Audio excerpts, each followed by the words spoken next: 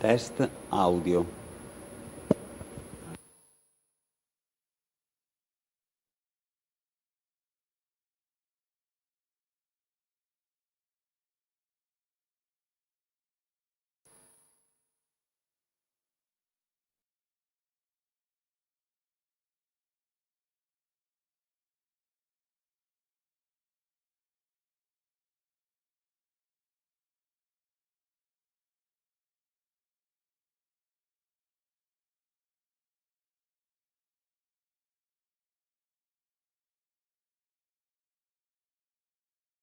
Test audio.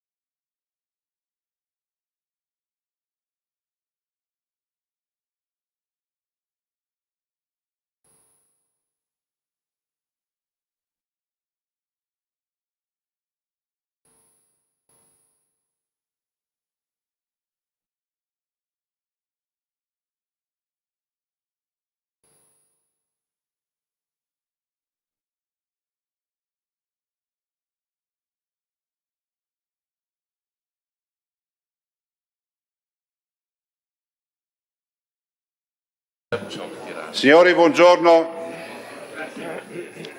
Se inserite le schede, grazie, così vediamo quanti presenti ci sono. Grazie, prego.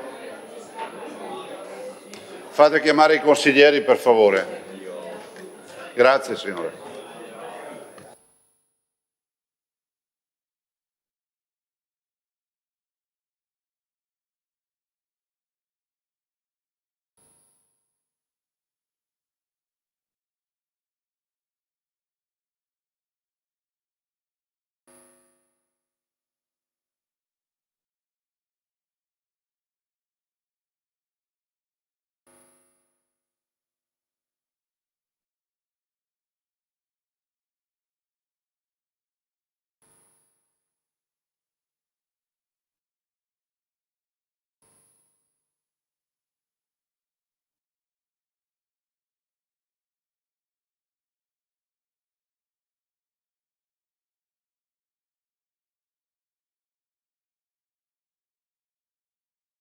Prego, prendete posto, le schede, per favore.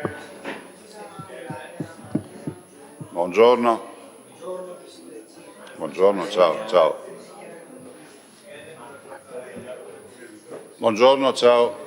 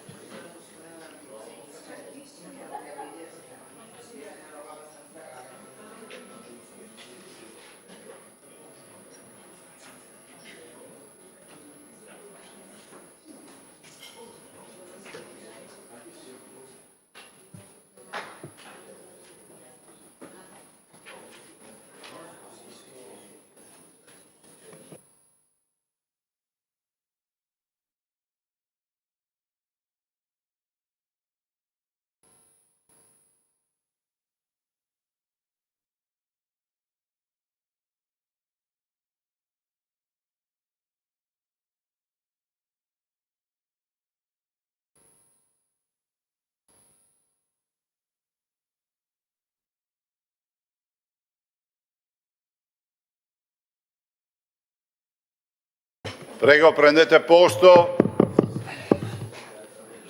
Buongiorno. Doppio petto oggi. Prego. Via. Iniziamo il Consiglio, buongiorno. Chiudete le porte. Punto numero 1. Per favore, consigliere Cunegato. Grazie. Di nulla. Punto numero 1. Approvazione dei verbali delle sedute precedenti. Se nessun consigliere chiede di fare osservazioni, si intende approvato il processo verbale della 21ª seduta pubblica di martedì 14 luglio. La presa della Bastiglia, fra l'altro. Punto 2. Comunicazione del Presidente. Hanno comunicato il congedo i consiglieri Rossella Cendron, Matteo Pressi, Morena Martini. C'è qualcuno che è stato dimenticato? No. Punto 3. Interrogazioni e interpellanze. Viene dato per letto l'elenco delle interrogazioni e interpellanze allegato all'ordine del giorno e pubblicato sul sito istituzionale. Punto 4.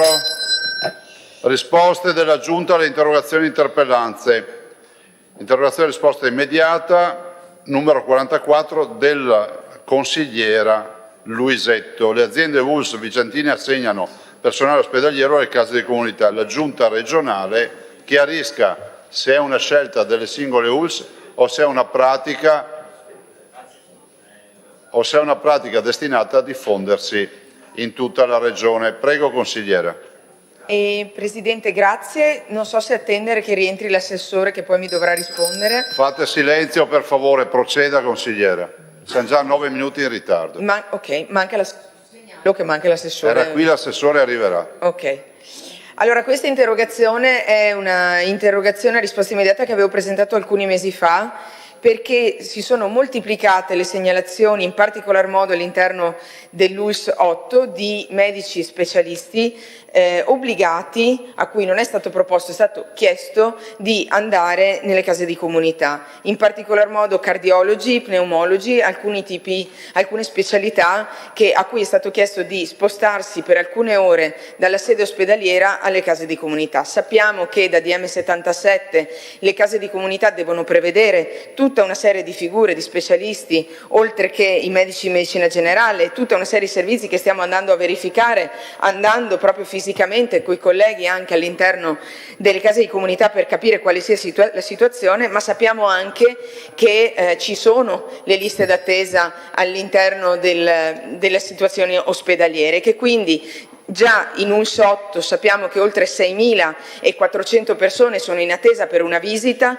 Se spostiamo il personale, i medici specialisti, obbligandoli ad andare nelle case di comunità, ci chiediamo che fine faranno queste liste d'attesa. Il rischio è quello del gioco delle tre carte, cioè che sposto il personale dalla sede ospedaliera, dove già ha necessità di avere il tempo di visitare i propri pazienti che attendono, a mandarlo alcune ore nelle case di comunità, senza che ci sia in realtà una vera soluzione, un aumento degli investimenti per farle funzionare, senza impoverire la dotazione ospedaliera e ciò che accade appunto all'interno dell'ULSS 8. Sappiamo, perché i dati li abbiamo, qual è la situazione, appunto dicevo prima, oltre 6.000 persone in attesa di una visita. Vorrei capire qual è lo stato dell'arte. Grazie consigliera. Risponde l'assessore Giacinti. L'assessore Gerosa ha dovuto andare via, era qui prima. Per un impegno istituzionale regione, allora mi ha chiesto di rispondere. Allora, con decreto del direttore generale dell'area sanità e sociale del 29 di giugno sono state definite le linee di indirizzo ai fini dell'attivazione dell'organizzazione delle case di comunità, in attuazione del decreto del Ministero della Salute di concerto con il Ministro dell'Economia e delle Finanze numero 77 2022. Relativamente alla presenza di personale medico, l'allegato al presente decreto ha recepito le linee di indirizzo approvate dalla Conferenza delle Regioni e delle Province Autonome del 9 settembre 25 per l'attività orarie da rendere da parte di medici del ruolo unico di assistenza primaria convenzionati dal 2025 nelle case di comunità. Con riferimento alla specifica situazione segnalata, l'area sanità e sociale ha chiesto una relazione ad entrambe le aziende interessate. L'azienda ULSS 7 Pedemontana, con nota agli atti, ha rappresentato che nel territorio dell'azienda ogni casa della comunità rappresenta una realtà organizzativa distinta e le soluzioni adottate sono strettamente collegate alle peculiari caratteristiche logistiche e alla collocazione di ciascuna. L'impostazione adottata dalla scrivente azienda è pienamente coerente con quanto previsto dal DM77, che individua quale elemento qualificante del nuovo modello assistenziale una forte connessione funzionale tra ospedale e territorio. In 7 delle 8 case della comunità la presenza medica finora è stata organizzata attingendo all'attività di libero professionisti e di medici afferenti alle cure primarie, integrando l'offerta resa dalle medicine di gruppo integrate, che rappresentano nella realtà dell'azienda ULSS 7 un solido fondamento per garantire un'offerta strutturata e larga del bacino di afferenza di ciascuna casa della comunità. Ecco, in tale prospettiva la presenza di medici va considerata in una logica dinamica a partire dagli accordi in via di definizione con la medicina generale a livello regionale. Per la sola realtà della Casa della Comunità di Bassano del Grappa è stato proposto un modello organizzativo con specifiche peculiarità, visite specialistiche nell'ambito della cronicità. La riorganizzazione ha l'effetto di migliorare la funzionalità, consentendo lo svolgimento delle attività finalizzate alla cura della cronicità in spazi a ciò dedicati, attigui e che insistono comunque nell'area ospedaliera.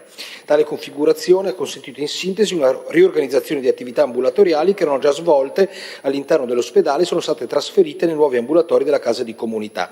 Infine si evidenzia come la riorganizzazione descritta non abbia determinato alcun impatto negativo sull'attività assistenziale né sulle liste di attesa, sia una migliore organizzazione dei percorsi assistenziali e una più efficace presa in carico dei pazienti cronici. Per quello che riguarda l'azienda ULSS Iberica, sono impiegati complessivamente 8 specialisti ospedalieri con un impegno medio pro capite di circa 5 ore a settimana, dunque tale da non avere un impatto rilevante sulla loro attività all'interno dei presidi ospedalieri. Tale impiego è stato concordato sui medici sulla base volontaria, un percorso di presa in carico alternativo di prossimità, dunque più vicino al loro domicilio. Si tratta di modulare una quota dell'attività ambulatoriale specialistica, in particolare le visite di controllo e follow-up per patologie croniche, con la prospettiva di ulteriori potenziamenti degli organici medici per i quali l'azienda si è già attivata. L'accesso degli specialisti ospedalieri presso le case della comunità è stato inoltre oggetto di informativa sindacale alle organizzazioni sindacali della dirigenza dell'area sanità. Grazie Assessore, prego Consigliere.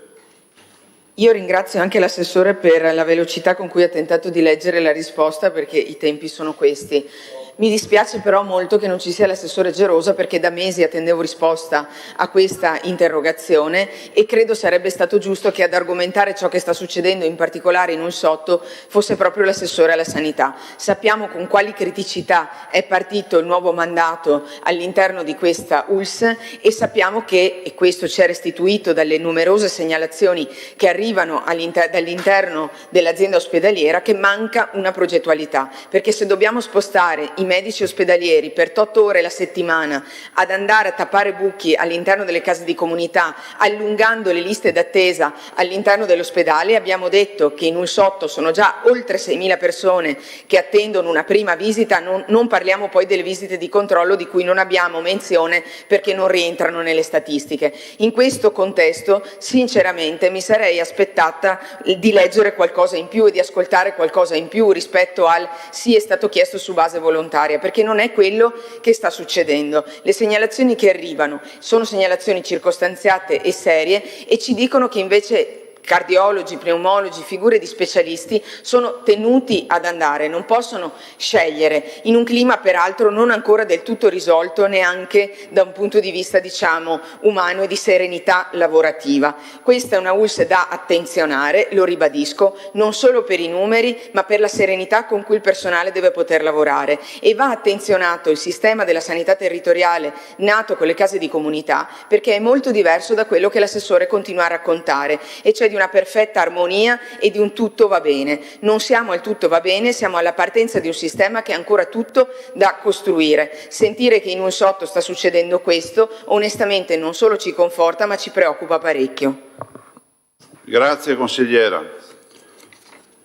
Altra interrogazione risposta orale, la numero 1 del consigliere Rocco, azioni di supporto alle emittenti radiofoniche venete in onde medie. Illustrazione, prego. Provo ad illustrarla in maniera molto sintetica.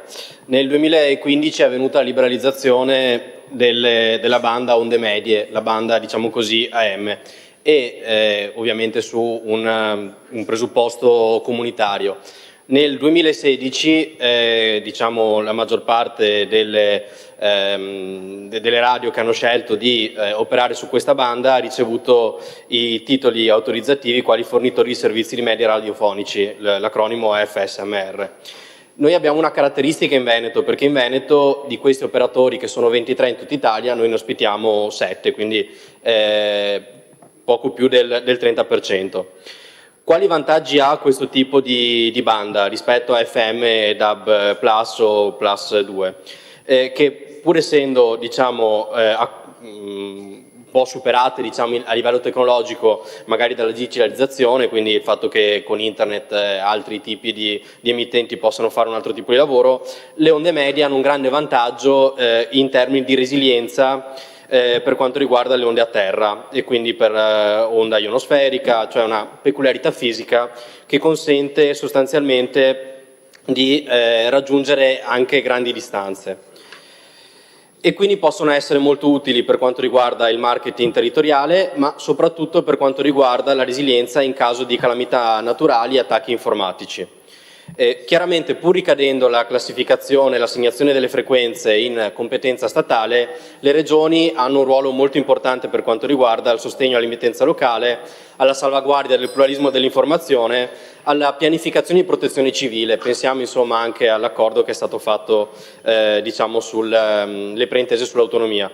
Per cui la mia interrogazione riguarda la Giunta per capire se c'è un monitoraggio di questa situazione, Se a livello amministrativo sono state intraprese delle azioni per sostenere le emittenti che operano con onde medie, e se ci può essere un piano da un punto di vista del marketing territoriale e dall'altra parte di percorsi formativi, visto che c'è proprio un sapere, ci sono delle competenze che queste Concluda, emittenti consigliere, hanno e che possono essere messe a disposizione della nostra comunità. Grazie.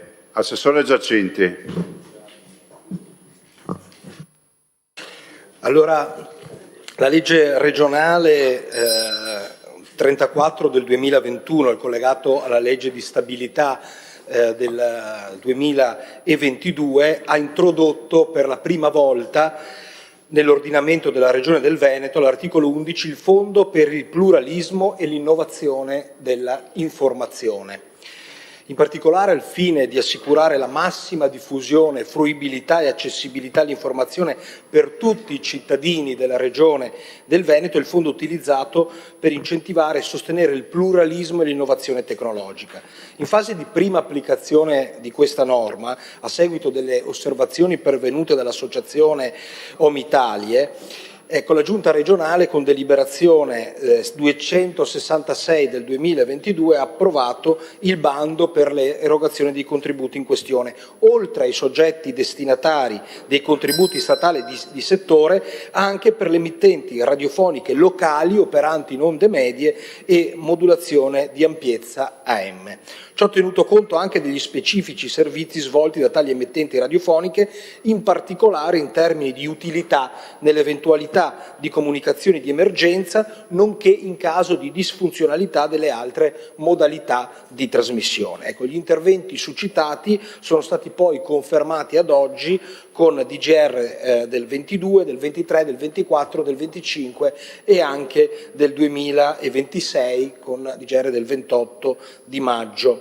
Ebbene, ulteriori azioni amministrative a favore delle emittenti radiofoniche operanti in onde medie, quali ad esempio la promozione di intese istituzionali o di percorsi formativi dedicati, così come ulteriori forme di sostegno di nuova introduzione, possono trovare opportuno riconoscimento in appositi e specifici interventi legislativi nel rispetto del pluralismo dell'informazione.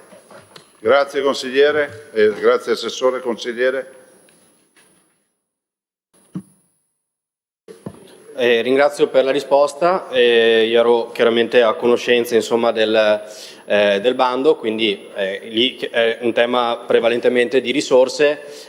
Mi piaceva provare a sottolineare l'importanza poi di far sentire il proprio appoggio a questo tipo di emittenti e cercare di capire quale può essere una valorizzazione peculiare proprio per il tipo di tecnologia che loro utilizzano, che quindi, come detto prima, può essere appunto da una parte il fatto di essere utili in protezione civile, proprio perché a differenza di altri tipi di supporto infrastrutturale hanno una resilienza maggiore, e dall'altra parte poi utilizzare anche gli operatori di queste emittenti per fare delle intese che possono essere di marketing territoriale da una parte e di formazione specifica dall'altra. Sappiamo anche quanto oggi il mezzo che utilizza la voce sia particolarmente utile e particolarmente di moda, e quanto sia oggi anche un tipo di supporto digitale fortemente ricercato dal mercato, e quindi ci possono essere delle competenze correlate. Grazie. Passiamo al punto 5. Viene dato per letto l'elenco delle interrogazioni a risposta scritta iscritte all'ordine del giorno ai sensi dell'articolo 111,4 del regolamento. Punto 6.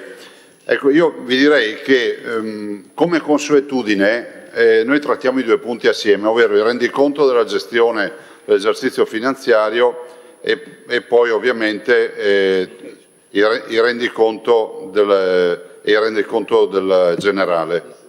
L'avanzo, scusate. Allora, punto 6, scusate. Punto 6. Rendiconto della gestione dell'esercizio finanziario 2025 del Consiglio regionale. La proposta di deliberazione numero 11, relazione dell'Ufficio di Presidenza, il relatore è il Vicepresidente Michalizzi. Prego. Li presento entrambi allora? Sì, grazie. Grazie. Grazie Presidente. Allora procedo con la presentazione di entrambi i provvedimenti, ma d'altra parte sono anche collegati tra loro, quindi rappresentano uno la conseguenza dell'altro. E questo è il rendiconto dell'anno 2025, quindi in buona parte il rendiconto del mandato del Consiglio che ha preceduto poi l'insediamento di questo Consiglio, però rappresenta anche un momento nel quale verifichiamo come sono state utilizzate le risorse e se sono stati, come dire, in qualche modo come sono stati attuati gli indirizzi stabiliti dall'ufficio di Presidenza.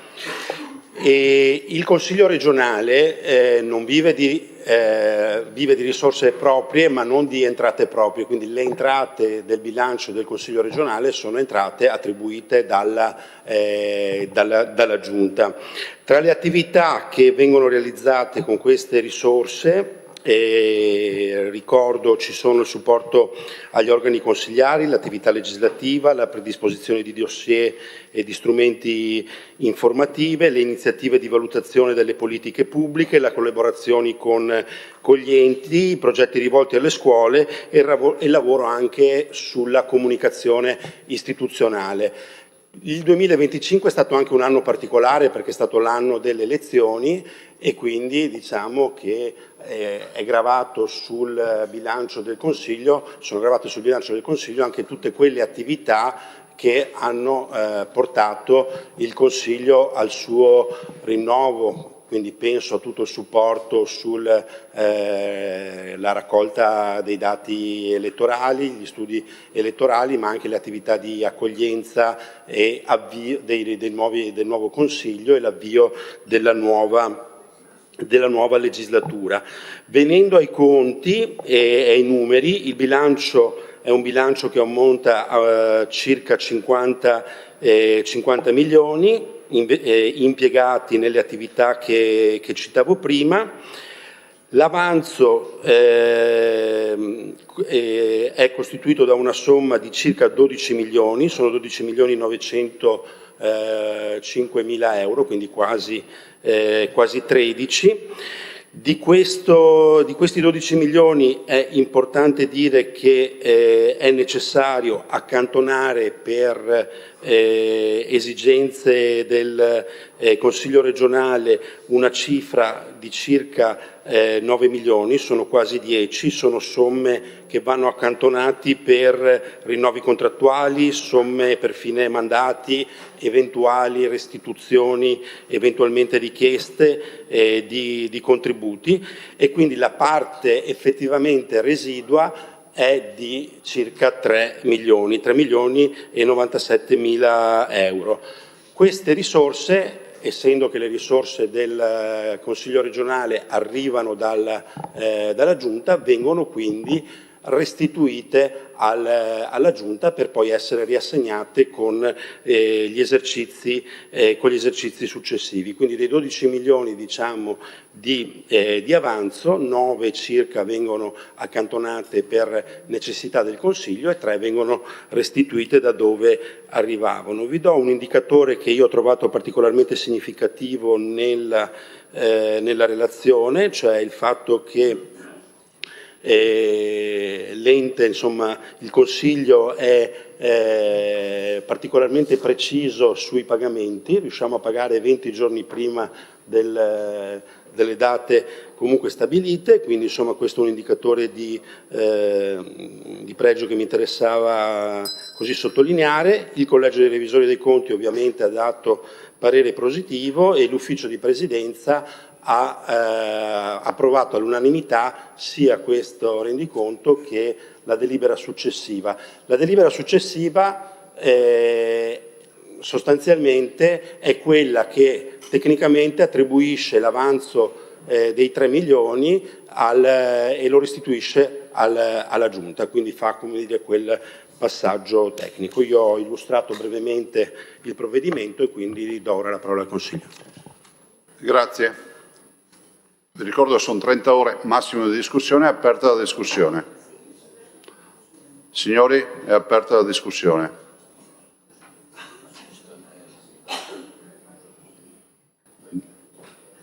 Prego, consigliere Ostanel. Grazie Presidente. Il relatore ha illustrato i due punti in maniera congiunta, se non sbaglio.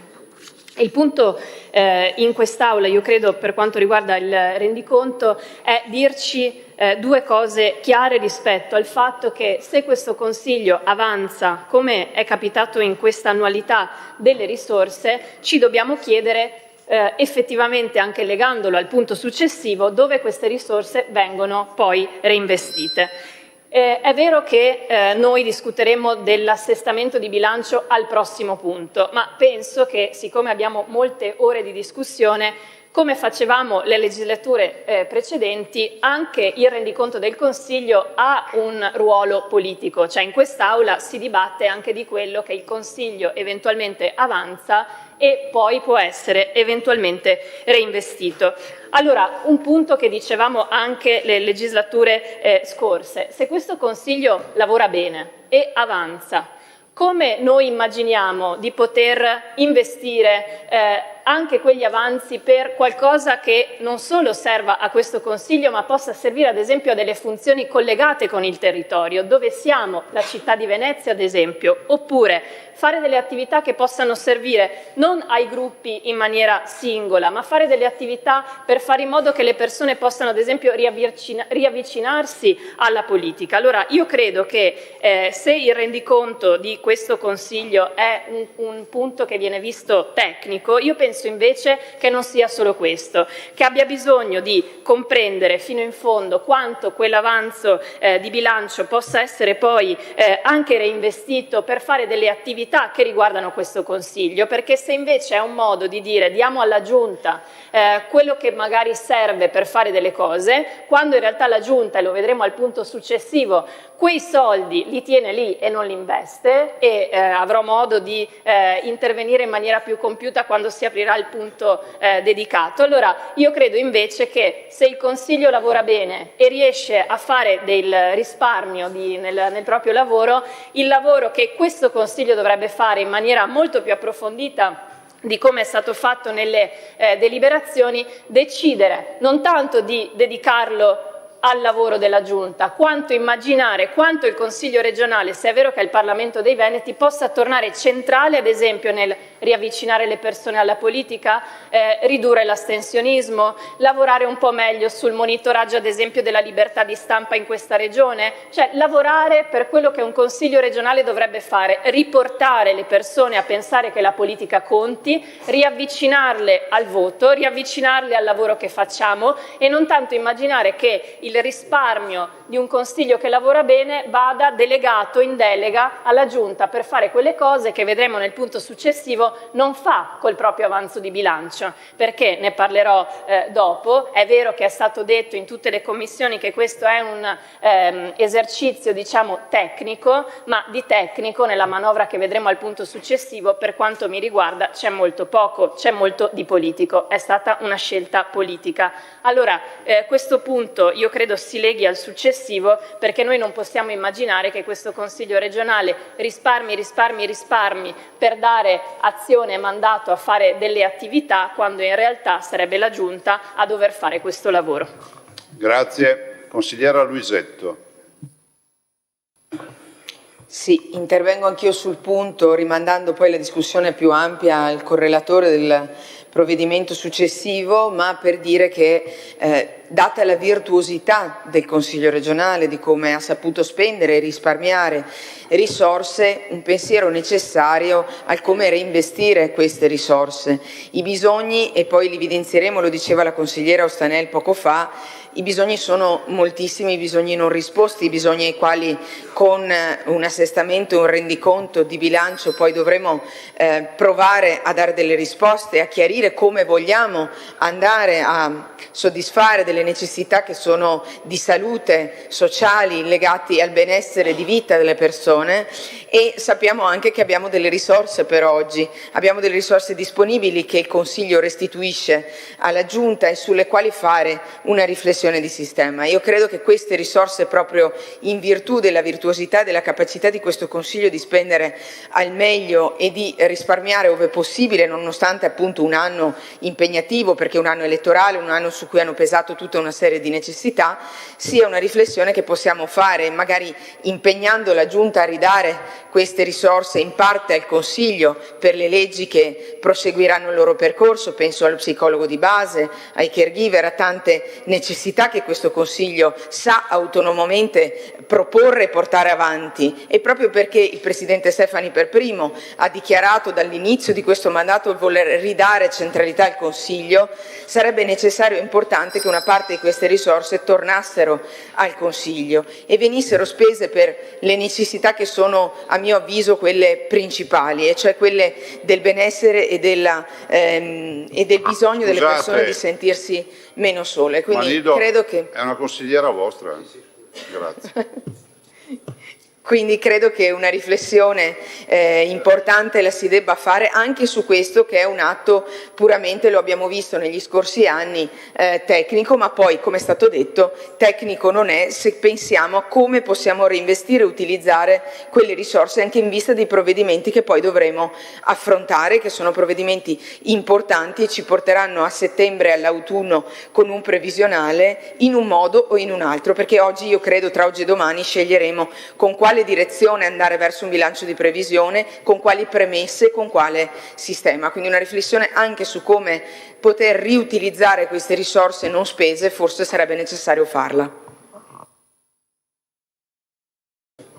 Prego, consigliere Barbisà.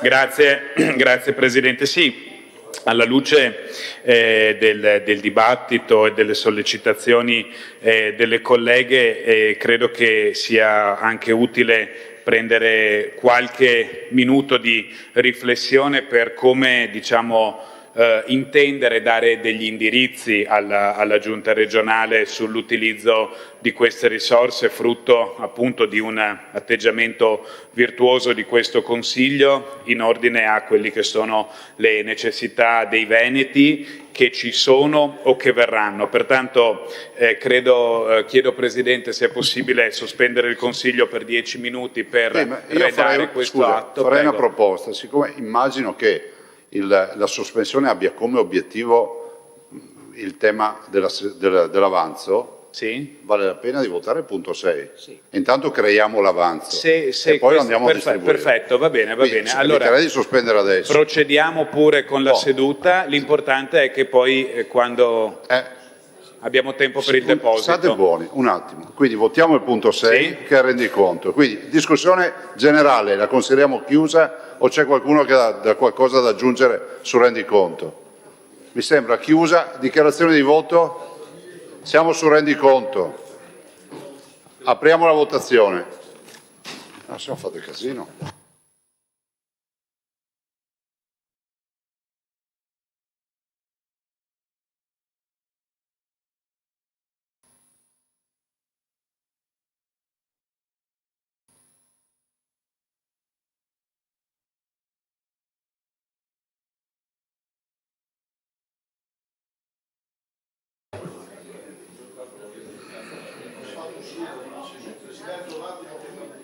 Tranquilli, è ancora aperta la votazione perché è la prima.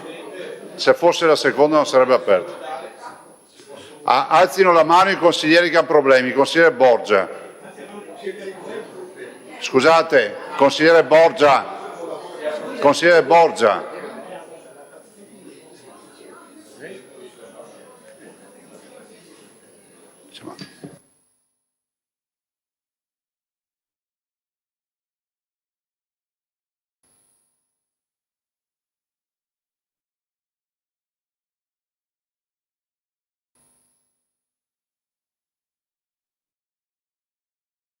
Borgia, c'è troppa confusione qui dentro.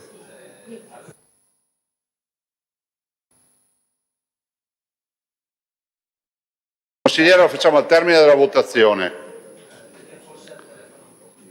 Prego. Un attimo. Scusate un attimo. Come faccio a cambiare qua? Cambiare il voto? Sì. Sì, scusa. È ancora aperta? Deve cambiare il voto? Sì, grazie. Clicchi là. Grazie. Allora, votazione chiusa, punto 6 approvato, consigliere Borgia deve fare una dichiarazione, prego. Non mi funziona l'iPad, quindi lo sto sistemando, chiedo che venga messo a verbale la votazione a favore, grazie. Bene. Immagino anche nella seconda dovrò fare lo stesso. Grazie, ma forse ce la fa recuperare. Allora adesso sospendiamo 5 minuti, Sala del Leone, consigliere Barbigian, stiamo sospendendo. Sala del Leone, grazie. È sospesa, eh? Sì. No, perché adesso dobbiamo capire.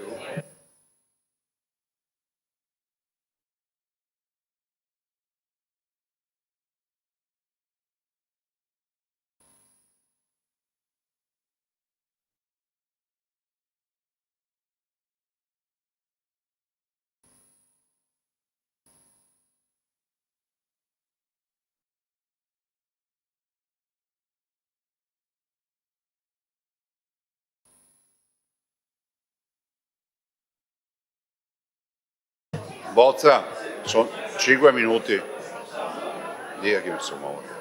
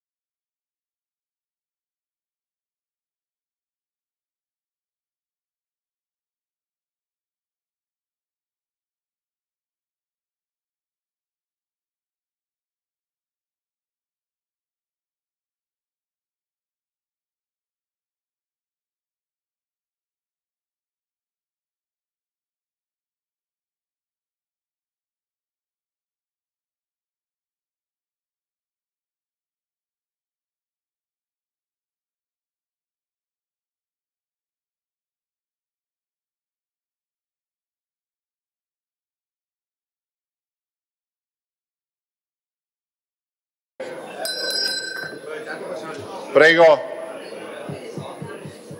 Allora, se mi ascoltate un attimo per economizzare sui tempi.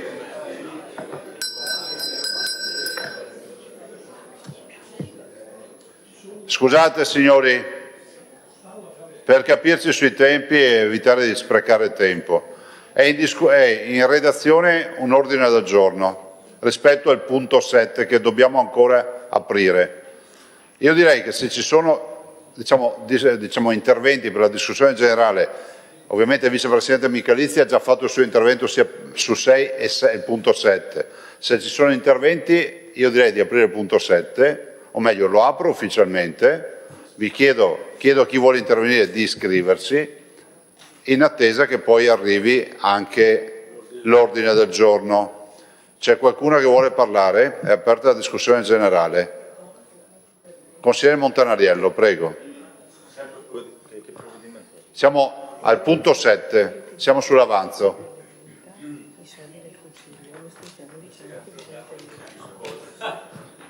Prego. Grazie Presidente, ma credo sia importante anche il fatto che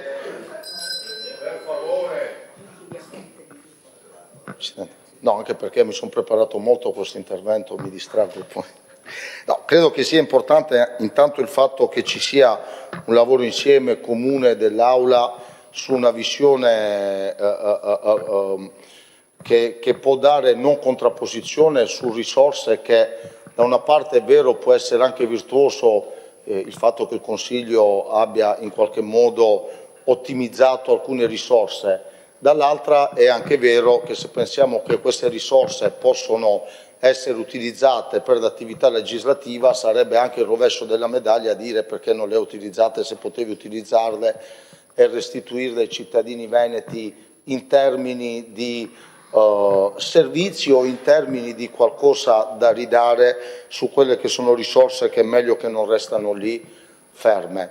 Il fatto che si chiede che una parte di risorse che vengono date e restino qui, vengano utilizzate per l'attività legislativa, credo faccia parte anche di una visione del Consiglio regionale. L'augurio è, Presidente, che però l'attività legislativa poi venga fatta e vada avanti, perché è vero che ci sono le risorse per fare l'attività legislativa, ma anche è vero che ogni volta andiamo, ogni anno, insomma, ricordo questo provvedimento che per anni la collega Zottis ha fatto da correlatrice, come adesso il collega Michalizzi, abbiamo sempre avuto avanzi. Gli anni che ce n'erano di meno, nei peggiori periodi di crisi, erano quasi 6 milioni, 5-8 se non... Quindi anche quando c'è stata la crisi che non c'erano soldi avanzavano 5 milioni e 8, 6 milioni circa. Segno evidente che c'è margine per poter intervenire ancora di più sull'attività legislativa, segno evidente che serve anche a noi da pungolo per dire che tante leggi ferme, magari Presidente, si possono anche cominciare a portare avanti, perché se c'è l'idea politica di trovare una quadra, una soluzione tra noi, ora abbiamo anche la certezza, la prova provata che c'è anche un'eventuale copertura economica. Ripeto, ogni anno sono sempre di più quelli che avanzano, siamo partiti da 6 milioni, siamo arrivati a 11, quindi il mio augurio è che ci sia una visione bipartisan per poter tenere una parte di questi soldi in Consiglio, per poterli spendere con leggi in Consiglio, per poterli utilizzare con iniziative legislative del Consiglio, e su questo ci vuole una macchina che però decida di portare avanti tanti provvedimenti anche da 100-200 mila euro che ci sono e sono fermi nei cassetti, che magari possono sembrare insignificanti, però magari può avere un valore di partenza, di start-up su quella norma che dopo può dimostrarsi utile o no. Ecco, quindi io ringrazio per il lavoro che stanno facendo anche i capigruppo e gli uffici di trovare una sintesi su un atto da proporre a breve e chiudo il mio intervento. Grazie consigliere. Altri interventi? Bene. Qualcuno ci dà un'idea dei tempi per questo ordine del giorno?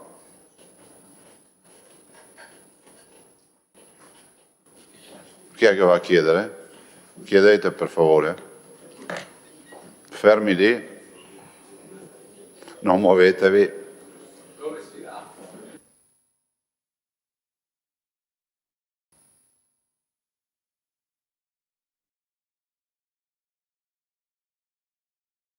Prego, consigliere Galleano. Scusa, consigliere. No, ho appena prenotato l'intervento, non c'è nessun ritardo. Approfitto anch'io, allora, visto un attimo la tempistica per la redazione dell'ordine del giorno, per sottolineare due concetti che hanno già ripreso i colleghi che sono intervenuti prima di me, ma insomma, repetita iuvant. Allora, penso anch'io che come primo elemento da evidenziare ci sia la volontà adesso bipartisan di trovare una soluzione, un impiego positivo di una parte, insomma, di quelle risorse che sono avanzate. Sappiamo però, visto che allora questa situazione, io la vedo per la prima volta ovviamente, ma da quello che sento dire dai colleghi sembra essere strutturale, penso che più riusciremo a fare in fase di programmazione per fare in modo che si riesca a prevedere lo stanziamento da subito, dall'inizio dell'anno, di parte di queste risorse, e tanto meglio riusciremo a raggiungere gli obiettivi che appunto cercheremo di perseguire con le risorse stesse. Soprattutto in una fase in cui i tempi sono difficili e pertanto ogni risposta dà dei segnali importanti di vicinanza alla nostra comunità veneta. Lo vedremo dopo con la manovra che abbiamo proposto in fase di assestamento al bilancio regionale, dove ci sono emendamenti che comportano l'impiego, propongono l'impiego di somme anche piccole, relativamente piccole, 1 milione, 1,5 milioni, e però sono già segnali importanti di un rilancio, di una prospettiva, della costruzione di una prospettiva su alcuni temi, su alcune necessità. Ecco perché a maggior ragione pensare di poter impiegare 3-4 milioni dell'avanzo del Consiglio regionale per subito all'inizio dell'anno per alcune di queste esigenze diventa significativo. Poi aggiungo allora, visto che non ho la possibilità, un punto, non voglio fare il pignolo rompiscatole ma essere propositivo. Ho visto che negli anni è stata implementata l'insediamento qui nella sede del distributore dell'acqua, che è stata, mi dicono, una bellissima iniziativa che ha ridotto di moltissimo l'utilizzo delle bottigliette di plastica che insomma sappiamo tutti l'inquinamento, il consumo e tutto l'impiego di risorse che comportano.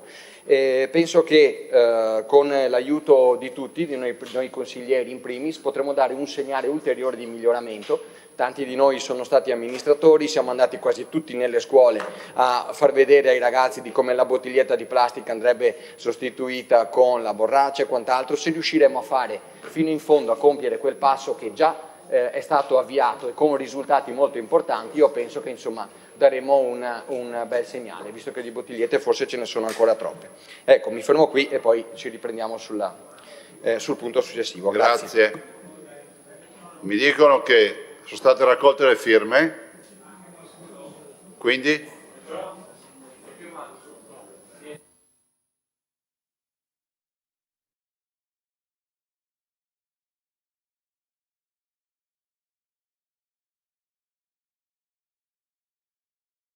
Sì, scusate, ma noi non possiamo perdere tutto questo tempo. Firmate questo documento.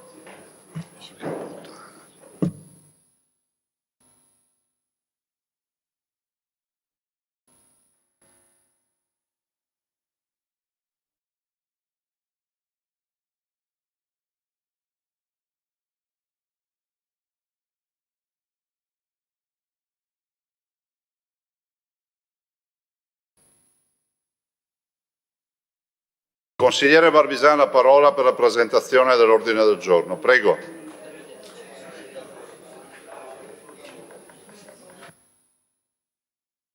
Sì, grazie Presidente, grazie anche ai colleghi che hanno inteso aspettare qualche minuto. Abbiamo predisposto un ordine del giorno che depositiamo con le firme congiunte di tutti i capigruppo per dare indicazioni alla Giunta su come destinare l'avanzo libero, chiamiamolo così, dei 3 milioni e 100 circa, 3 milioni e 97. Vogliamo dare corso anche un po' a quello che è stato il dibattito in apertura del Consiglio, indicando che nella prima variazione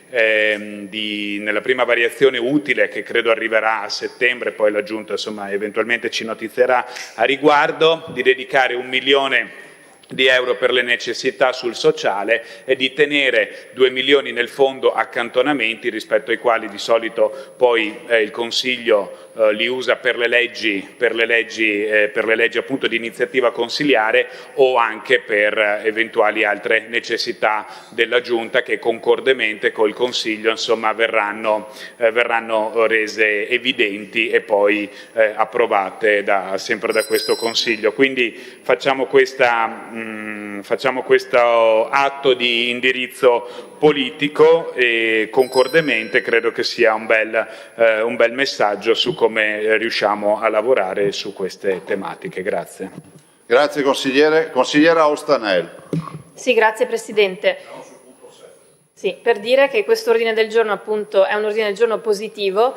I 2 milioni che vanno alle leggi del Consiglio, io auspicherei, come ho detto prima nella riunione con i capigruppo, che comunque fossero in attenzione al sociale, perché il messaggio che sarebbe bello che uscisse da quest'Aula, so che nel dispositivo non c'è, ma lo dico a voce per dibattere in quest'Aula, bene che ci sia 1 milione per la Giunta sul sociale, anche gli altri 2 milioni sarebbe bello che questo Consiglio in futuro decidesse che fossero allocati a delle emergenze importanti, che sono esattamente le stesse: sociale, sanità, attenzione alle persone che stanno peggio in questa regione. Grazie consigliera. Prego consigliere. Sì, siamo assenti sul sociale. Prego, altri interventi? Consigliere Borgia, prego.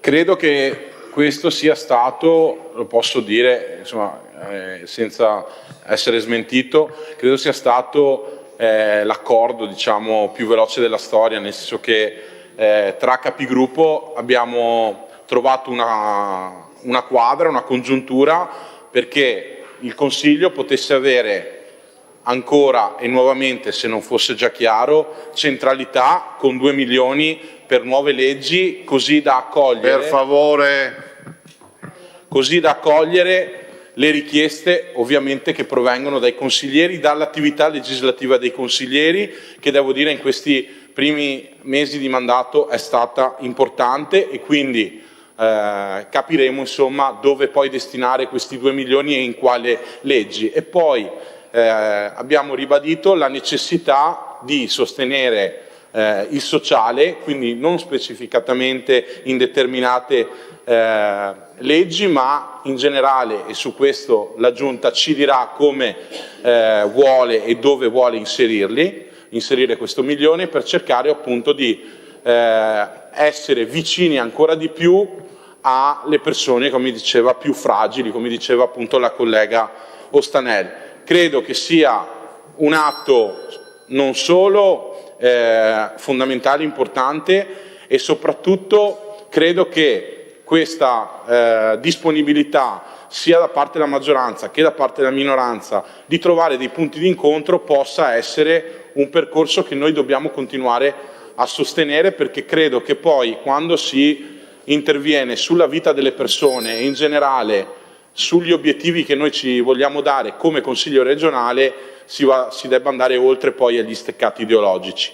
Noi continueremo a discutere nel merito, ognuno con visione e ideali differenti, ma poi sulle cose importanti questa volontà di essere uniti sicuramente premierà non solo tutto il tessuto socio-economico del Veneto, ma soprattutto tutte le persone fragili che oggi necessitano di un impegno ancora maggiore da parte delle istituzioni regionali. Mi rivolgo all'assessore Roma, come ha visto c'è ampia disponibilità da parte dell'Aula quando si discute e si tratta di sociale. Lei ha una grande responsabilità, spendere queste risorse per dare dei risultati concreti e soprattutto delle azioni tangibili per cambiare la vita dei cittadini più fragili. Noi siamo sicuri che saprà interpretare questo volere da parte del Consiglio, come ha visto ci troverà sempre disponibili, continuiamo a lavorare insieme, cerchiamo sempre di coinvolgere non solo tutto il Consiglio ma tutti i consiglieri, perché credo che sia fondamentale unirci sotto questo grande obiettivo. Quindi insomma, noi siamo assolutamente d'accordo e siamo stati d'accordo fin dall'inizio. Grazie. Grazie consigliere Borgia. Voglio ricordare che l'ordine del giorno ce l'avete caricato, quindi è online per voi. Consigliere Sumschi, prego. Grazie Presidente, noi specifichiamo che ci siamo astenuti al punto precedente in quanto frutto dell'amministrazione uscente a cui noi non abbiamo partecipato, ma su questo registriamo la grande disponibilità di ascoltare anche le minoranze, sottolineo che ci sono 2 minoranze in questo Consiglio, per aiutare chi in Veneto è in maggiore difficoltà, e lo sappiamo benissimo tutti quanti, ma anche per cercare di capire quelle che sono le attività che il Consiglio sta portando avanti e possono essere innovativo sempre a servizio del Veneto, per cui siamo estremamente soddisfatti del risultato e voteremo a favore dell'ordine del giorno con convinzione. Grazie. Grazie consigliere Sumschi. Consigliere Manildo. No, Bozza, scusa, consigliere Bozza. Un attimo solo. Grazie Presidente. Grazie per questo momento di opportunità, perché abbiamo condiviso anche noi come gruppo la scelta di dare un indirizzo e quindi ridare centralità a questo Consiglio. È chiaro che abbiamo fatto un atto così nel 2022 all'unanimità, proprio cercando di aiutare dal Consiglio quello che può essere anche l'azione chiaramente della Giunta. Abbiamo scelto 2 strade sicuramente importanti, una è quella del sociale, e quando parliamo di sociale poi cercheremo anche di capire oggi quali sono le priorità che in questi prossimi mesi e settimane ci dovranno vedere semmai coinvolti a impiegare queste risorse, perché quando parliamo di sociale certo sì, parliamo delle persone fragili, parliamo di disabilità, parliamo di anziani, parliamo anche però, io inserisco i giovani e parliamo di famiglie, per cui credo che su questo dovremo anche insieme capire, ovviamente sulla base anche delle esperienze e delle priorità che oggi sono già sul tavolo del nostro assessore, per appunto confrontarci e utilizzarli al meglio in considerazione appunto poi anche delle tempistiche e, come si suol dire, di mettere a terra questi soldi che possono essere concretamente poi utilizzati. E poi sull'ultimo aspetto, quello delle leggi, è chiaro che noi facendo così riusciamo a dare anche centralità all'azione del legislatore, che è quella del consigliere, e anche in questo dovremo insieme capire quali sono oggi magari anche quelle che in questo momento per effetti si possono spingere e diciamo così licenziare, proprio per dare una risposta anche ai nostri veneti, perché sappiamo che molti provvedimenti che oggi sono presentati ma che magari hanno necessità di essere approvati, alcuni che sono stati approvati, che sono poi anche oggi oggetto di graduatoria, potrebbero essere riutilizzati e ripescati proprio per dare ancora maggior linfa dal punto di vista economico-finanziario a quei provvedimenti in termini di bando che possono ovviamente già in queste settimane, in questi mesi essere espletati. Una volta poi anche chiusi i bandi potremo anche lì capire quali sono le domande e le istanze che sono arrivate e decidere insieme se magari non sia il caso di implementare ulteriormente con ulteriori chiaramente risorse a disposizione a beneficio ad esempio dello scorrimento del graduatorio. Quindi è un provvedimento penso importante. Presidente, noi siamo favorevoli. Abbiamo dato questo contributo e riteniamo giustamente di poterlo sostenere fino in fondo, dimostrando ancora una volta il gran lavoro che si può fare tra maggioranza e opposizione nell'interesse chiaramente dei nostri veneti. Grazie. Grazie consigliere Bozza. Consigliere Manildo. Grazie Presidente, anch'io mi unisco alle dichiarazioni dei colleghi che mi hanno preceduto sull'importanza dal punto di vista del metodo di un ordine del giorno condiviso sull'utilizzo dell'avanzo. Riporta la centralità dell'attività del Consiglio, la centralità dell'attività legislativa di iniziativa dei consiglieri, quindi sono sicuramente delle cose pregevoli. Mi piacciono le indicazioni che pur in modo molto largo abbiamo fatto insieme per che 1 milione venga destinato per il sociale.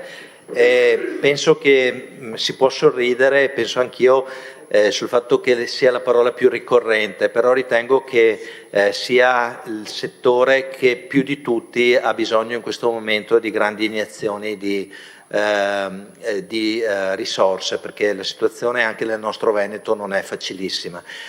Lo dice la relazione di Banca Italia, lo dice diciamo, i colloqui di ogni persona, di ogni consigliere nel territorio, penso che abbiano dei ritorni molto importanti su questo tema e di richieste molto concrete. E finisco dicendo i 2 milioni che andranno a rimpinguare la provvista per le nuove leggi.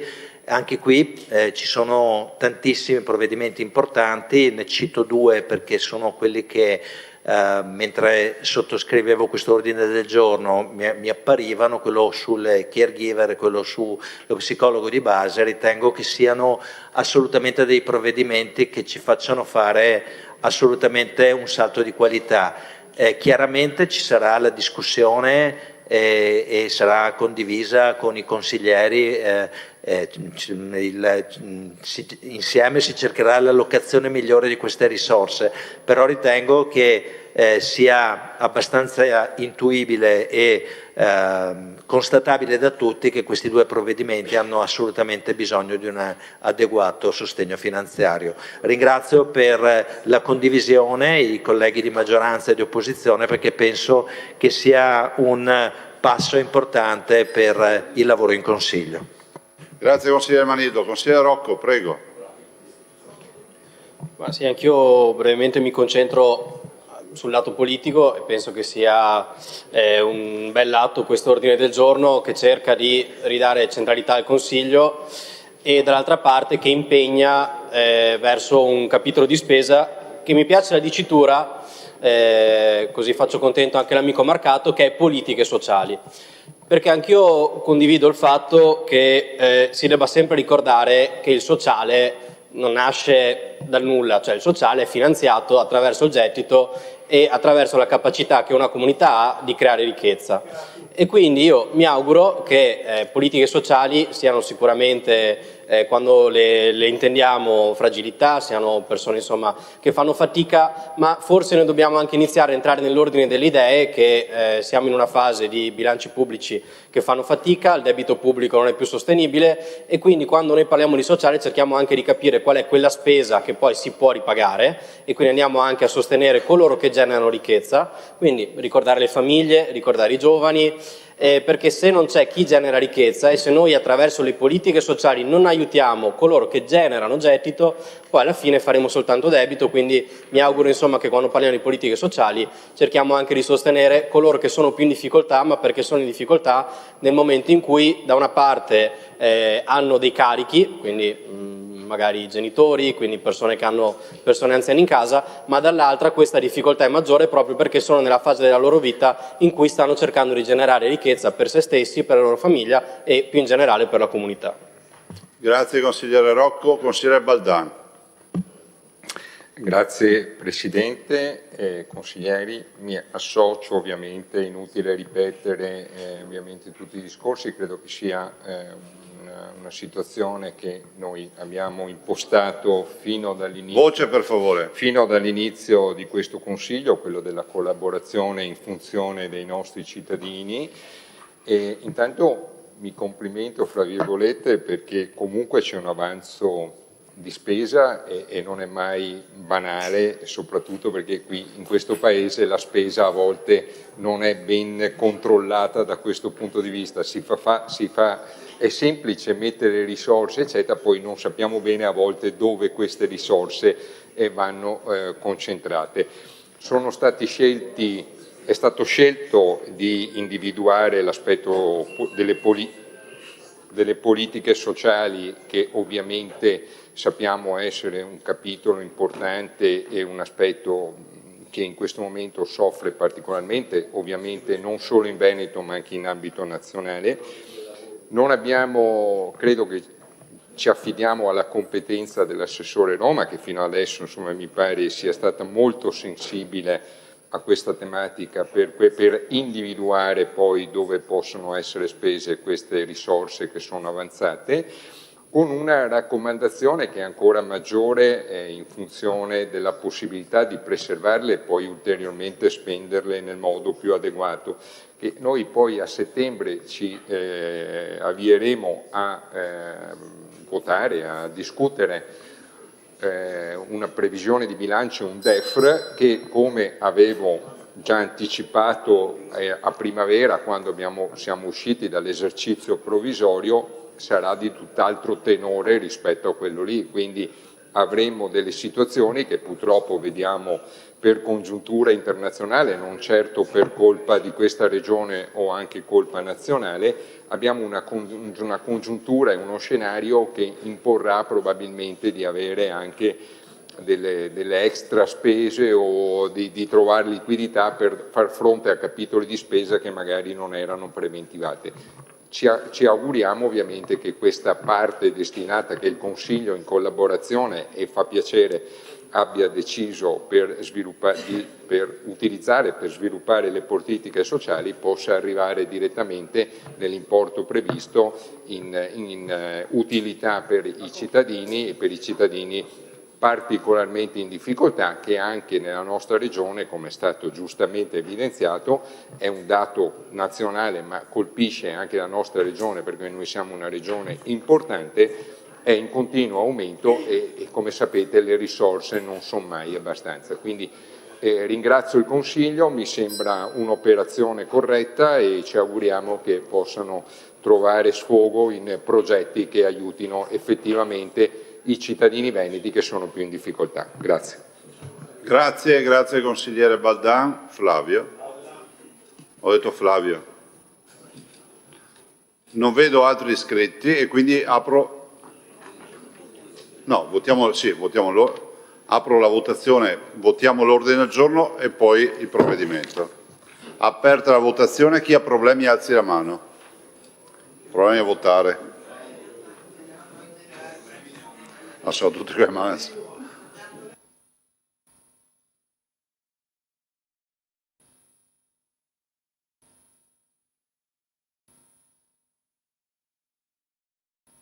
Forza signori, la consigliera Sambo ha problema?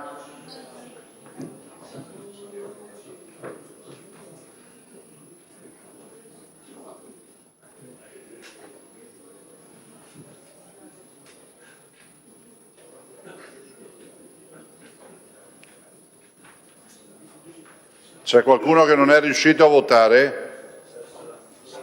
Allora, Sambo e Corazzari.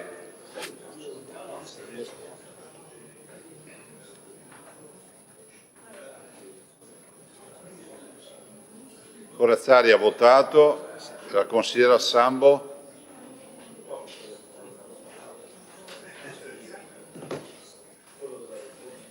Poi metterò a verbale, consigliera?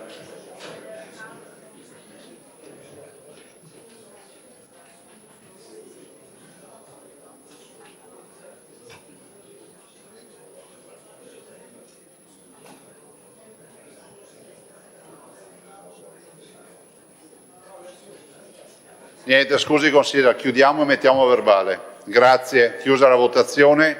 Prego consigliera. Sì, voto favorevole perché non funziona il sistema, grazie. Grazie. Apriamo il voto sul documento finale, quindi punto 7. Aperta la votazione.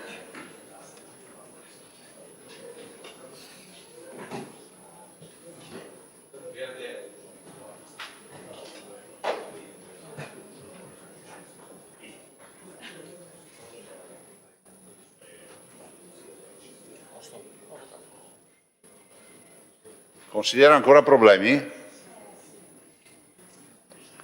Corazzari?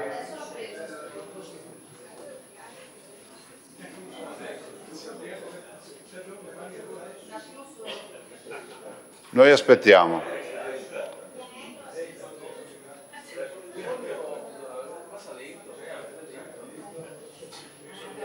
Andato, perfetto. Corazzari ha votato, votazione chiusa, approvato, grazie. Punto 8. Adesso vediamo di recuperare i tempi persi.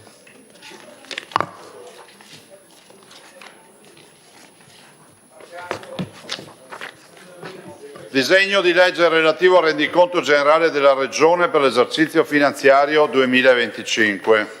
il progetto di legge numero 70. La relazione della prima commissione consigliare, il relatore è il consigliere Tomello, il correlatore è il consigliere Galeano. Prego, consigliere. Magari.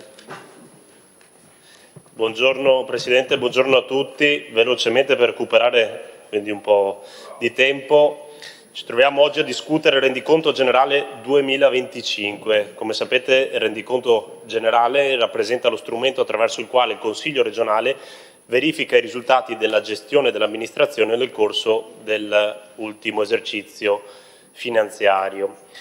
Alcuni dati velocemente che dopo insomma magari vengono approfonditi. Il fondo cassa raggiunge 1.597 milioni di euro in crescita rispetto al 2024 grazie all'incremento delle riscossioni, positivi anche i dati di residui attivi, residui passivi e il fondo pluriennale vincolato, mentre il risultato di amministrazione si attesta a 2 miliardi e 43 milioni di euro, solo per far presente che nel 2015, quindi 10 anni fa, era meno 316 milioni.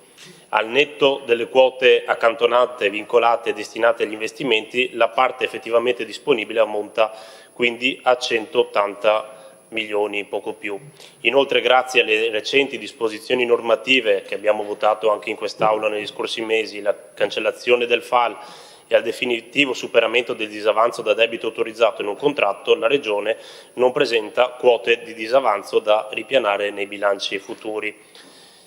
Particolare rilievo assumono gli accantonamenti pari a 1 miliardo e 355 milioni di euro che testimoniano anche una gestione improntata alla prudenza.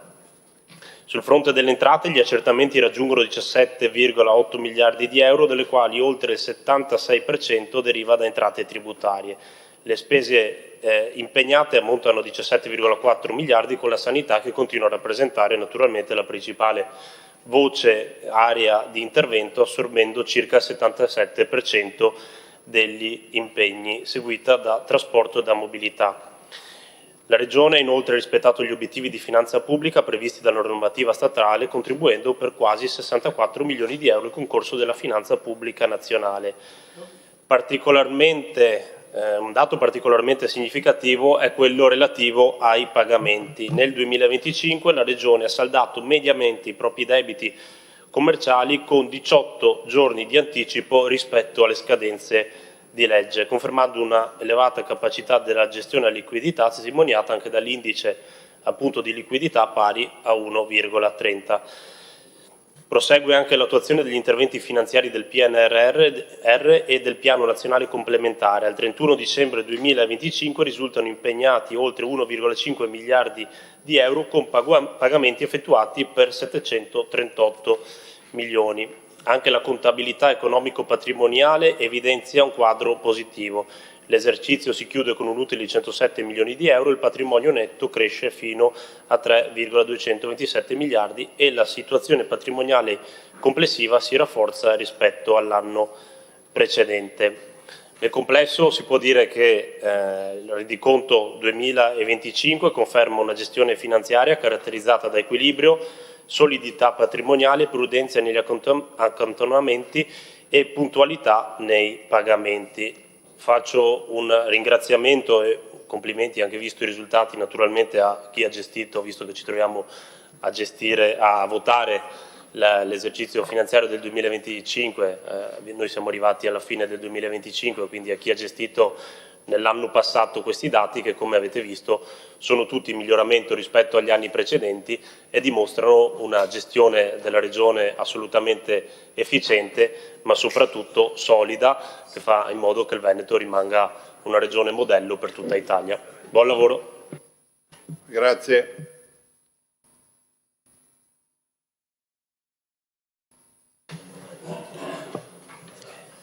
Prego, consigliere Galeano. Grazie Presidente, mi prenderò ovviamente un pelo più tempo rispetto a quello impiegato dal relatore Tomaello. Tanto per comunicare che sono onorato di avere la correlazione di questo provvedimento e parto da una frase che abbiamo espresso parecchio in questi giorni e che diceva appunto che amministrare una regione non è un gioco meramente contabile, Pertanto il rendiconto non può essere affrontato solo come un momento di analisi numerica. E sembra la solita frase fatta del correlatore di minoranza di turno, ma ci può essere anche qualcosa di vero dietro a questa affermazione, c'è qualcosa di sostanziale. Allora proviamo a partire da la lettura delle parole di un soggetto diverso, magari proprio dalla lettura del giudizio di parifica della Corte dei Conti, espresso lo scorso 16 luglio e in particolare dalla memoria del Procuratore Generale, per vedere se questa teoria può avere anche un fondamento terzo, più obiettivo. E infatti, leggo il virgolettato, il rendiconto, dice il Procuratore Generale, consuntivo, da arida esposizione di cifre diviene, come affermato dalla Corte Costituzionale, sentenza 49 del 18, espressione dei diritti fondamentali dei cittadini e delle modalità di soddisfazione di tali diritti. Ecco perché allora ritengo fondamentale che la valutazione di questo rendiconto sia fondata certamente sui numeri e i dati oggettivi, imprescindibili, in esso riportati, ma sia nel contempo accompagnata anche dall'analisi di alcuni ulteriori documenti ed elementi fondamentali per capire a quali siano stati gli obiettivi che la Regione Veneto si era data per l'amministrazione della sua comunità, lo stato di attuazione degli obiettivi stessi e le valutazioni che non solo noi dentro a quest'Aula ma anche altri soggetti nella nostra comunità esprimono su tali politiche e la situazione reale che questa comunità sta vivendo.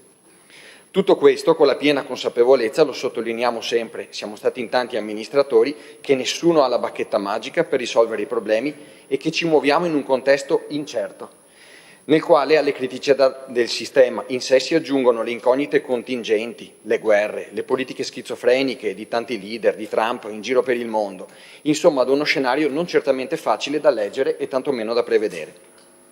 Penso di non dipingere però altresì una situazione troppo di parte sbilanciata se dico che, anche considerando opinioni e valutazioni del solo ultimo periodo, mi sbilancio appunto nel dire che la situazione sia tutt'altro che rosea e passo un breve elenco a supporto di questo che sto affermando.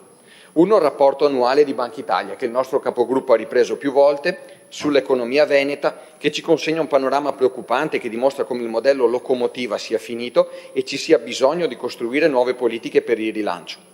Altro elemento è il grido d'allarme, che prendo ad esempio, da parte del mondo delle case di riposo, delle RSA, che nei giorni scorsi ha ulteriormente fatto sentire la propria voce per gridare appunto la disperazione del sistema e chiedere almeno 100 milioni, no uno, 100 milioni per 4.200 nuove impegnative. Ulteriore elemento, penso che sia opportuno ripartire anche tenendo conto delle audizioni tenutesi per il bilancio di previsione scorso. La richiesta che da quelle audizioni derivava, sostanzialmente unanime, della necessità di un veloce e deciso cambio di passo, è chiaramente un giudizio sulla chiusura di quell'esercizio, in senso lato precedente. Se si deve velocemente e decisamente cambiare passo da inizio 2026, significa che quanto fatto fin prima viene inquadrato in un giudizio quantomeno non positivo, o comunque da cambiare. E poi c'è il giudizio di parifica della Corte dei Conti, di pochi giorni fa, che ha rimesso in luce alcune criticità evidenti e ben note circa la gestione attuale della Regione Veneto ed alcune soluzioni intraprese. E qui vado ad elencare alcuni dei punti maggiormente critici sollevati e che emergono da quella relazione. Anzitutto in riferimento agli obiettivi dell'Agenda ONU 2030 e la sostenibilità più in generale. Permangono, dice la Corte, forti criticità che se non risolte possono compromettere il conseguimento degli obiettivi programmati per il 2030.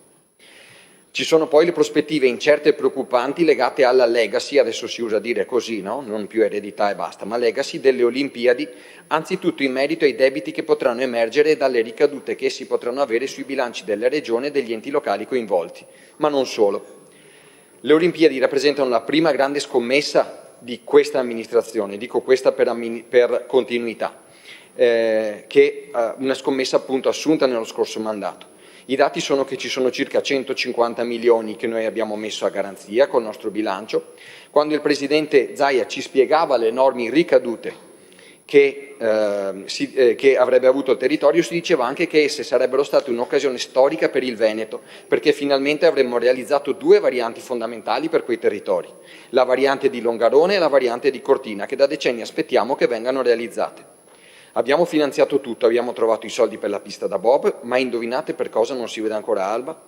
Tant'è che nelle precedenti relazioni della stessa Corte dei Conti, il cui contenuto non è stato oggi corretto, si arriva ad ipotizzare addirittura che difficilmente questi interventi verranno realizzati. Sì, dicono proprio difficilmente questi interventi verranno realizzati. Non è impossibile, ma dicono questo. Allora noi abbiamo chiesto un sacrificio a un territorio, anche, lo ripeto, sotto il piano dell'impatto ambientale di alcune opere, promettendo loro che avremo finalmente risolto il problema dell'accesso al luogo stesso. E rischieremo, però, alla fine della grande operazione olimpica, che avrà portato nelle tasche di pochi tanto PIL, di non dare loro neanche quelle due cose che aspettano da decenni. Non è l'augurio che ci facciamo, l'augurio che facciamo è che le cose vadano diversamente. Sappiamo che ci sono, in teoria, le risorse per Longarone, su Cortina invece il futuro è ancora molto più incerto. C'è poi, sempre nel punto della relazione della Corte dei Conti, del giudizio di parifica, il capitolo SPV, Strada Pedemontana Veneto, in merito al quale si certifica, nero su bianco, un anno ancora lo squilibrio derivante dall'attivazione e dalla gestione dell'opera. Essa viene esplicitamente inquadrata fra le componenti negative della gestione economico-patrimoniale, lo è per definizione della Regione, proprio a causa del passivo di circa 51 milioni a carico del bilancio regionale, derivante dalla differenza fra il costo del canone di disponibilità pagato al concessionario, aumentato a 164 milioni, in aumento anche l'anno prossimo, e le entrate da pedaggio che sono sì salite a 113 milioni, più 12 milioni e 8 di incremento rispetto all'anno precedente, ma che sono ben lontane dalla copertura di costi suddetti, anche in proiezione. Il capitolo SPV, e se guardiamo i dati aggiornati a maggio che abbiamo chiesto, abbiamo visto che probabilmente già in questo anno 2026 noi dovremo aggiungere almeno ulteriori 8 milioni per andare a coprire questo squilibrio, per arrivare quindi nel solo 2026 a circa 60 milioni. Il capitolo SPV rappresenta, insieme a quello olimpico, una delle due grandi scommesse politiche che questa amministrazione, ripeto dico questa per continuità, regionale ha fatto nei 5 anni precedenti. I nodi al pettine di entrambe le partite sono evidenziati ancora una volta in questo rendiconto. In riferimento alla SPV non voglio parlare dell'utilità dell'opera, non voglio neanche riaprire questioni sulle responsabilità storiche, non importa e non ci importa, l'opera c'è, facciamo che funzioni al meglio possibile, nell'interesse dei veneti e delle casse del Veneto.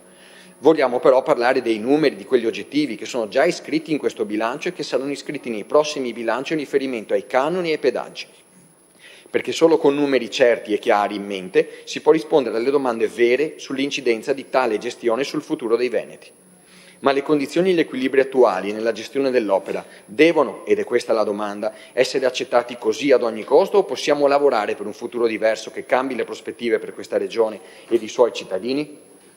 Altro punto sottolineato nel giudizio di parifica è l'azione di riequilibrio, il ruolo svolto da Azienda Zero nel sistema sociosanitario. Il risultato d'esercizio di Azienda Zero infatti consente di compensare le perdite aggregate, non sono tutte uguali, degli esercizi delle altre aziende, circa 517,9 milioni. Il sistema non presenta quindi un equilibrio strutturale in sé per sé e pur sostenendo e costituendo la presenza di Azienda Zero un elemento positivo, non può non considerarsi nel contempo, lo dice la Corte, una fragilità del sistema medesimo. Sempre in tema sanitario c'è la questione sottolineata dalla Corte sul recupero delle liste d'attesa, dove si sottolinea non positivamente il fatto che quasi la metà delle risorse dedicate a tale problema, circa 20 milioni su 42, siano utilizzate per l'acquisto di prestazioni presso strutture private accreditate. C'è poi la questione sulle case di comunità, anche qui non vogliamo dipingere volutamente scenari nefasti, ma solo disegnare quella che è una fotografia attuale per sperare che le cose comincino ad andare diversamente. Sulle case di comunità la principale, oserei dire scontata e prevedibile preoccupazione riguarda ovviamente la capacità di garantire il personale necessario per il loro pieno funzionamento. C'è poi anche la questione della gestione del personale della Regione tutta intesa, che per quanto possiamo noi considerare, lo sappiamo bene in Veneto, virtuosa, un'organizzazione che eroga servizi di standard generalmente buoni con un numero complessivo di risorse umane inferiore alla media nazionale, Non può al contempo non destare preoccupazione il sensibile calo della spesa del personale sia sul fronte di quello impiegato per il Consiglio che quello impiegato presso la Giunta, che calano appunto rispettivamente del 4,47% in un caso e del 7,92% nel secondo. Basta parlare con ogni ufficio per rendersi conto delle difficoltà con cui si cerca di mandare avanti il lavoro. È criticità ben nota a molti a livelli della PA, si ripete la cosa anche a livello qui in Regione. E questa è una carrellata breve ma intensa che dà il quadro, come anticipavo prima, di una situazione non certo brillante sotto tanti punti di vista. Lo scenario assume contorni sconcertanti se si inizia ad analizzare un altro documento, che forse è passato un po' sotto traccia in commissione, in prima commissione, ma che è fondamentale per avere un quadro generale. E uno mi può dire: Galeano, te sei sempre il solito, sei in malafede, parliamo del rendiconto, non sta a divagare, attieniti a quello. E invece purtroppo non è così, è della stessa Corte dei Conti nel giudizio di parifica che ce lo scrive, ricordandoci che per l'analisi complessiva della programmazione di un ente i suoi vari documenti sono interdipendenti e vanno letti insieme in maniera integrata, dovendo poi dimostrare fra loro coerenza. Ecco perché ritengo sia doveroso, necessario richiamare qui la lettura della rendicontazione numero 27 relativa al ciclo della programmazione e controllo. Rapporto di monitoraggio, sto sempre leggendo il titolo del provvedimento, degli obiettivi operativi prioritari attuativi degli obiettivi strategici, quindi no fuffa, relativi all'anno 2025. Questo sì che è un documento che dovrebbe essere letto da una persona che soffre di depressione, così ne viene fuori con un quadro positivo quasi fattato del contesto in cui viviamo. Quali gli obiettivi che ci si pone se uno legge il documento? Veneto autonomo, Veneto vincente, Veneto eccellente, Veneto attraente, Veneto sostenibile, Veneto connesso, Veneto in salute.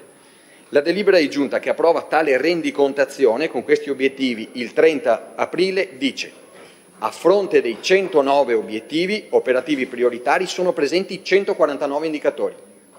Rispetto ai 149 indicatori risulta che 147 il valore target per questi è stato raggiunto o superato, mentre per 2 indicatori il risultato non è stato pienamente conseguito e su questi 2 il mancato conseguimento è riconducibile al coinvolgimento di altre amministrazioni, non è colpa della Regione nella realizzazione delle attività previste. Quindi cosa significa? Raggiunti gli obiettivi al 100%. Siamo quindi autonomi, vincenti, eccellenti, attraenti, sostenibili, connessi e in salute. E gli unici 2 casi mancato raggiungimento, che se la vedano, uno IUAV, che non ha chiuso nei termini, sarà lei consigliere Ostanel, vede che alla fine anche la minoranza ha la colpa di questo, del mancato raggiungimento di uno dei pochi obiettivi. Ripeto, uno per IUAV che non ha chiuso nei termini, si stanno a dire il vero gestendo le varie proroghe, comunque si pagherà solo il lavoro effettivamente svolto per la compilazione delle schede di catalogazione di parchi e giardini storici. L'altro invece, il secondo, è imputabile alle autorità urbane, colpa dei comuni, soprattutto i capoluogo, di cui si stanno attendendo gli avvisi in riferimento alle procedure per l'obiettivo di decarbonizzazione della flotta LTPL. Sostanzialmente stanno facendo gli avvisi per sostituire il parco mezzi e renderlo più ecocompatibile. Insomma, uno spettacolo. Sappiamo onestamente un po' tutti, a dire il vero, vista l'esperienza di molti fra noi come amministratori pubblici, come e perché vengono confezionati e come dovrebbero essere letti questi documenti. Ma qui c'è il rischio vero, anzi ci sembra che ci sia la volontà chiara ed esplicita, di proseguire nel raccontare una favola e di vivere una bolla estranea alla realtà. Facciamo solo qualche esempio su questi temi. Veneto autonomo. Devo essere io a dover spiegare anzitutto agli amici leghisti presenti in aula come e perché questo obiettivo non possa oggi considerarsi raggiunto al 100%?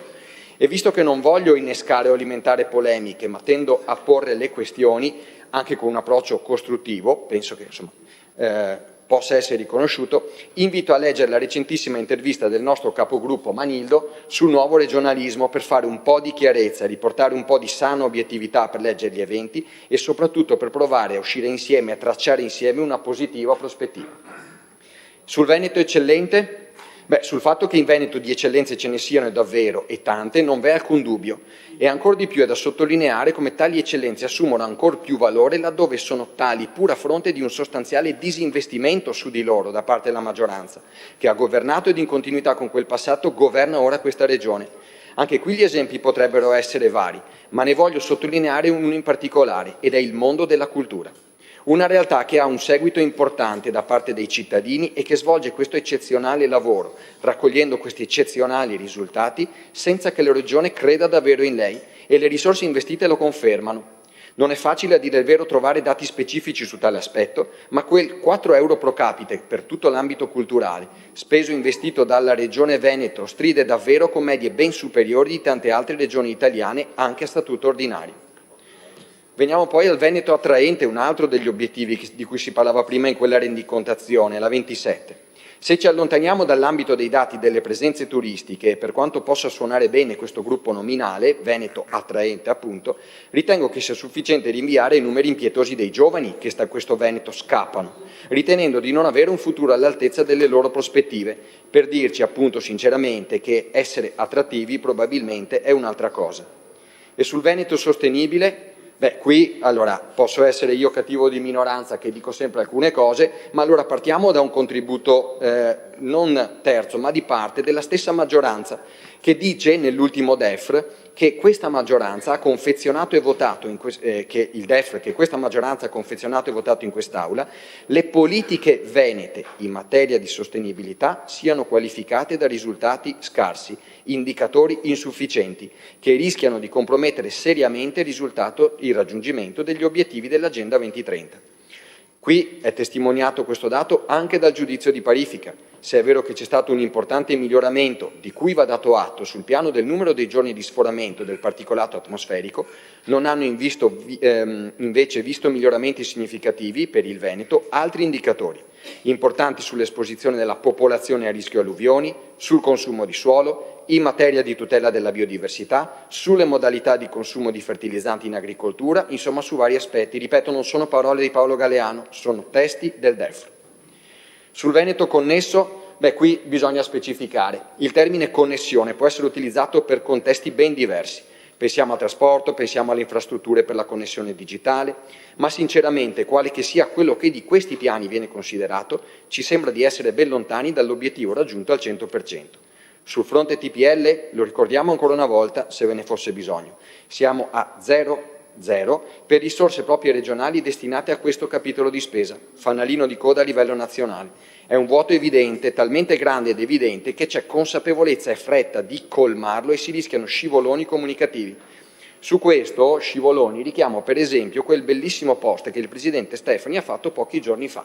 Non so se l'avete visto, ma noi, quando l'abbiamo visto noi e l'ha visto qualcuno dei nostri conoscenti, ci ha detto: corro in edicola, dove c'è il biglietto unico? Vado subito. Perché cosa si diceva? Non so se lo avete visto, appunto, il testo diceva biglietto unico, si parte. Puntiamo a partire con la sperimentazione già, punto di domanda, quando? Sarà dopo domani? No, già nel 2028. Partiamo con la sperimentazione già nel 2028. Cioè un'uscita che si commenta da sola e testimonia la fretta di voler riempire un vuoto che suscita imbarazzo. Imbarazzo perché, se è pur vero che il rendiconto non si ferisce alla gestione Stefani, lo stesso Stefani ha più volte sancito come il TPL a condizioni di favore per giovani e studenti, sì, gli stessi di cui dicevo prima, quelli che se ne vanno dal Veneto attraente, fosse un obiettivo primario della sua agenda. Ed invece né nel suo primo bilancio di previsione né nel suo primo assestamento, che vedremo dopo, c'è qualcosa in riferimento a questo. Veniamo al Veneto in salute, per mettere sul piatto qualche altro elemento. La realtà ha numeri che preoccupano. Non passo in rassegna i vari documenti, metto insieme alcuni elementi per un combinato disposto che parla da solo e che dice di un quadro in cui le difficoltà che molti veneti stanno attraversando e che sempre di più rischieranno di attraversare se non ci sarà davvero l'auspicato cambio di marcia. Pensiamo un secondo, il 12% dei veneti, dato DEF, circa 590.000 persone, vive sotto la soglia di povertà. La spesa out of pocket della nostra regione è ben superiore alla media nazionale, circa 850 euro contro 750. Le liste d'attesa, seppur con un trend di miglioramento, questo va registrato anche da parte della Corte dei Conti, vedono sempre alcune decine di migliaia di persone in attesa di una prestazione sanitaria. Il numero di medici, affianchiamo anche questo, di medicina generale ogni 1000 abitanti è fra i più bassi d'Italia. I consultori, l'altro pilastro insieme a medici e pronto soccorso che dovrebbe captare le esigenze dal territorio, sono stati ridotti moltissimo in numero di sedi e numero di orari di apertura in questi ultimi anni. si capisce benissimo quali possano diventare le strutturali difficoltà di accesso alle cure per tante persone, o più drasticamente la reale rinuncia ad accedere. Un ulteriore elemento che spicca all'occhio nel tema del Veneto in salute, di cui rinvio alla rendicontazione, è bellissimo e dice che fra gli obiettivi raggiunti al 100% è sul fronte riforma delle IPAB.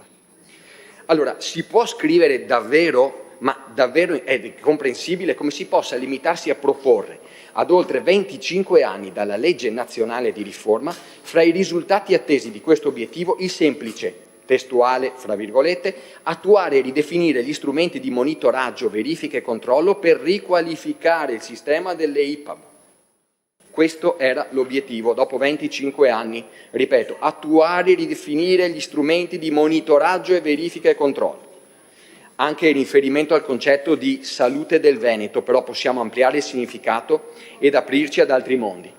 L'accezione di Veneto in salute, secondo me, va anche riferita ad un altro aspetto più ampio che riguarda tutta la nostra comunità nel suo senso più lato, coinvolgendone anche gli aspetti economici, ecologici e sociali. Mi riferisco, ad esempio, al contrasto alla prevenzione nei confronti delle mafie e della criminalità organizzata, che determinano ed incidono in maniera profonda il contesto in cui agiscono. Ecco perché anche in tal caso siamo chiamati a fare un passo ben più lungo, con grande responsabilità, come è stato dimostrato prima nella conferenza di capigruppo, cioè tutti insieme, rispetto alle parole del rendiconto e del monitoraggio agli obiettivi. Nel recente incontro fatto dalla quarta commissione, anche alla presenza del presidente Stefani, con la nuova procuratrice di Venezia, dottoressa Dolci, ha fatto emergere l'incontro stesso con estrema necessità come uno degli strumenti imprescindibili per il contrasto alle mafie sia la proficua gestione dei beni confiscati da parte degli enti pubblici assegnatari. Registrare come anche nel 2025 il bilancio della Regione abbia registrato alla voce sottodetta zero, quindi nel fondo per la gestione dei beni confiscati, è un dato negativo che ci deve trasversalmente, lo dico in maniera costruttiva, per pungolare in maniera propositiva, trasversalmente coinvolgere per far sì che da subito si possa cambiare direzione in maniera netta. Tutto ciò considerato, abbiamo quindi ovviamente il dovere di circostanziare e ben definire il quadro all'interno del quale Presidente della Giunta, Assessore e probabilmente maggioranza, su questo ci sentiremo, ci dicono con orgoglio che i conti del nostro bilancio sono in superordine. Gli ulteriori elementi rispetto al quadro storico dell'azzeramento del DANC, debito autorizzato e non contratto, e dell'azzeramento del FAL, Fondo Anticipazioni e Liquidità, sono due traguardi certamente positivi, sia in atto per le ripercussioni immediate in termini di leggibilità del bilancio e sua trasparenza, sia in potenza per le potenzialità, sottolineo potenzialità, appunto, di spesa di una parte dell'avanzo che ad oggi però sono per la Giunta un futuro grigio, queste potenzialità, ed incerto, di cui non si capisce la portata e su cui non si prende posizione con la urgente rapidità dettata dal momento storico. Questi, lo ripeto, potenzialmente sono dati positivi. Visto il contesto contingente, però, la responsabilità che abbiamo sulla tenuta della finanza pubblica e la timidezza nel trovare soluzioni, uso un eufemismo, per l'impiego veloce di tali risorse è oggettivamente un argomento politico, che racconta la priorità che questa amministrazione ha avuto, perché dal 2015 c'è stato un impegno significativo per recuperare il disavanzo accumulato negli anni precedenti. La grande questione politica sta però nel fatto che le politiche di austerity di bilancio devono essere coerenti con la fase economica in cui sono inserite. Vi ricordate quando ci lamentavamo delle politiche di austerity dell'Unione Europea negli anni della crisi economica? Ecco, la Regione del Veneto in questi anni di crisi economica ha adottato esattamente lo stesso metodo. Perché in questi 15 anni si sono attraversate certamente stagioni diverse, ma almeno negli ultimi 10 le politiche di bilancio sono sembrate sempre le stesse, impermeabili ai cambiamenti in corso. Politiche di austerity, di risparmio, di recupero del deficit. Allora, bravi e tecnici che hanno agito con grandissima prudenza ed attenzione, ma la politica dove è stata?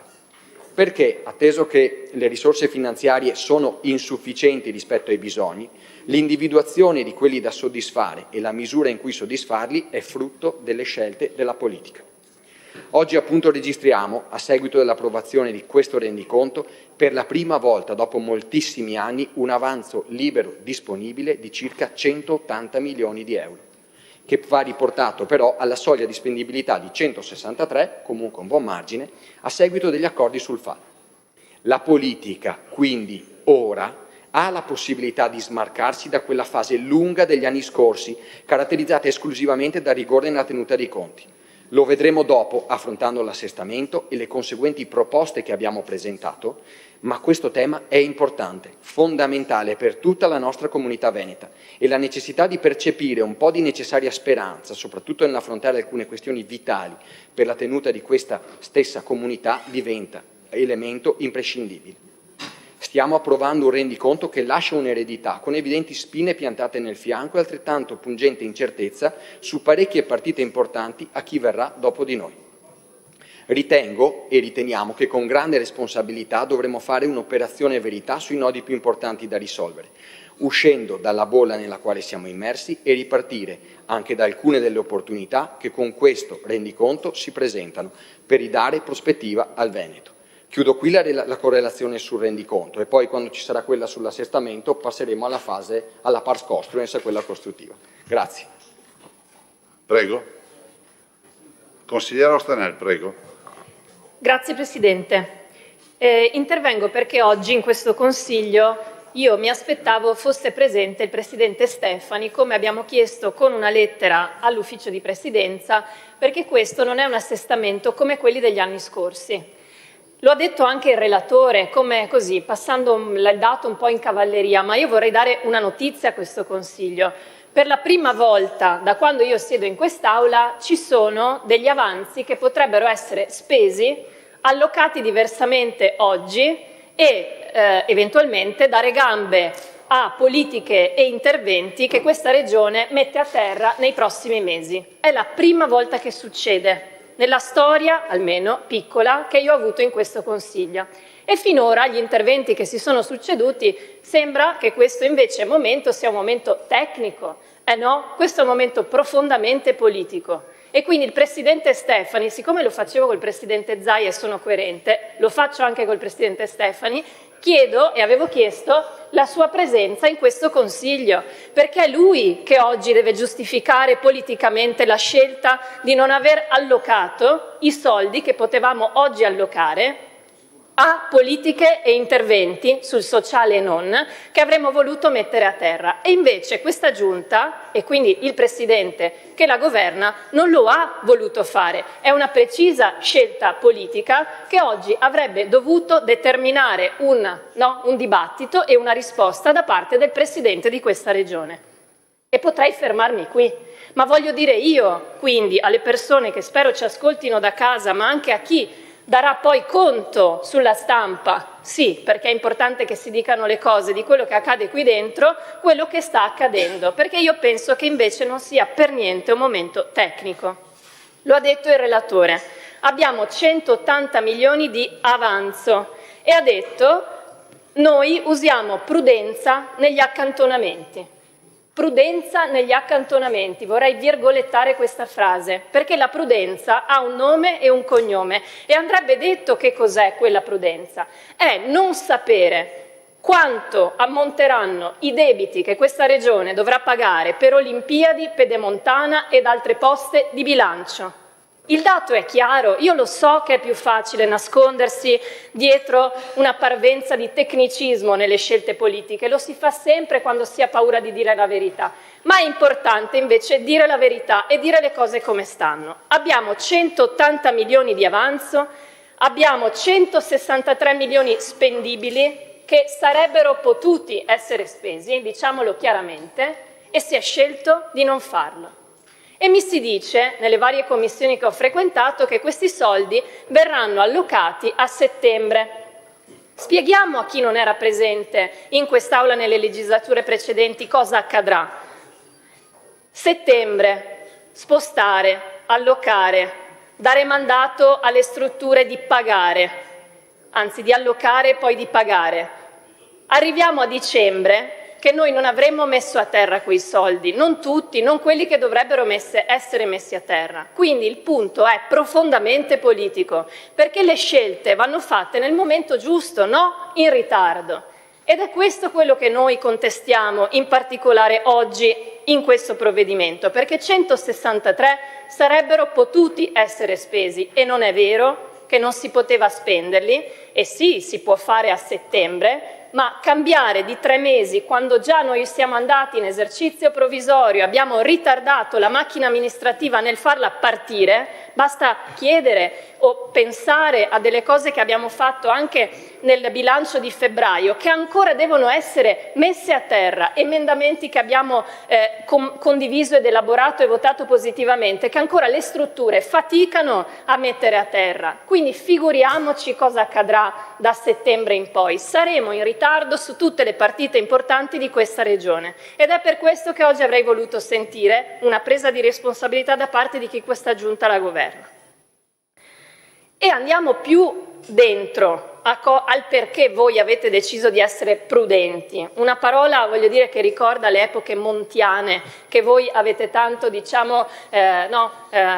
contestato, la prudenza dei conti pubblici. Facile quando al governo c'è qualcuno dirgli stai troppo prudente, pensiamo alla legge Fornero, che poi il vostro Presidente ha deciso di impallinare quando era seduta, e oggi invece di fare peggio. Allora la coerenza in quest'Aula andrebbe ogni tanto agita, perché voi parlate di prudenza e adesso è Alleanza Verdi e Sinistra che vi deve dire che i conti non dovrebbero essere prudenti, quando invece ci sono delle cose da fare e i cittadini veneti stanno male su tantissime partite.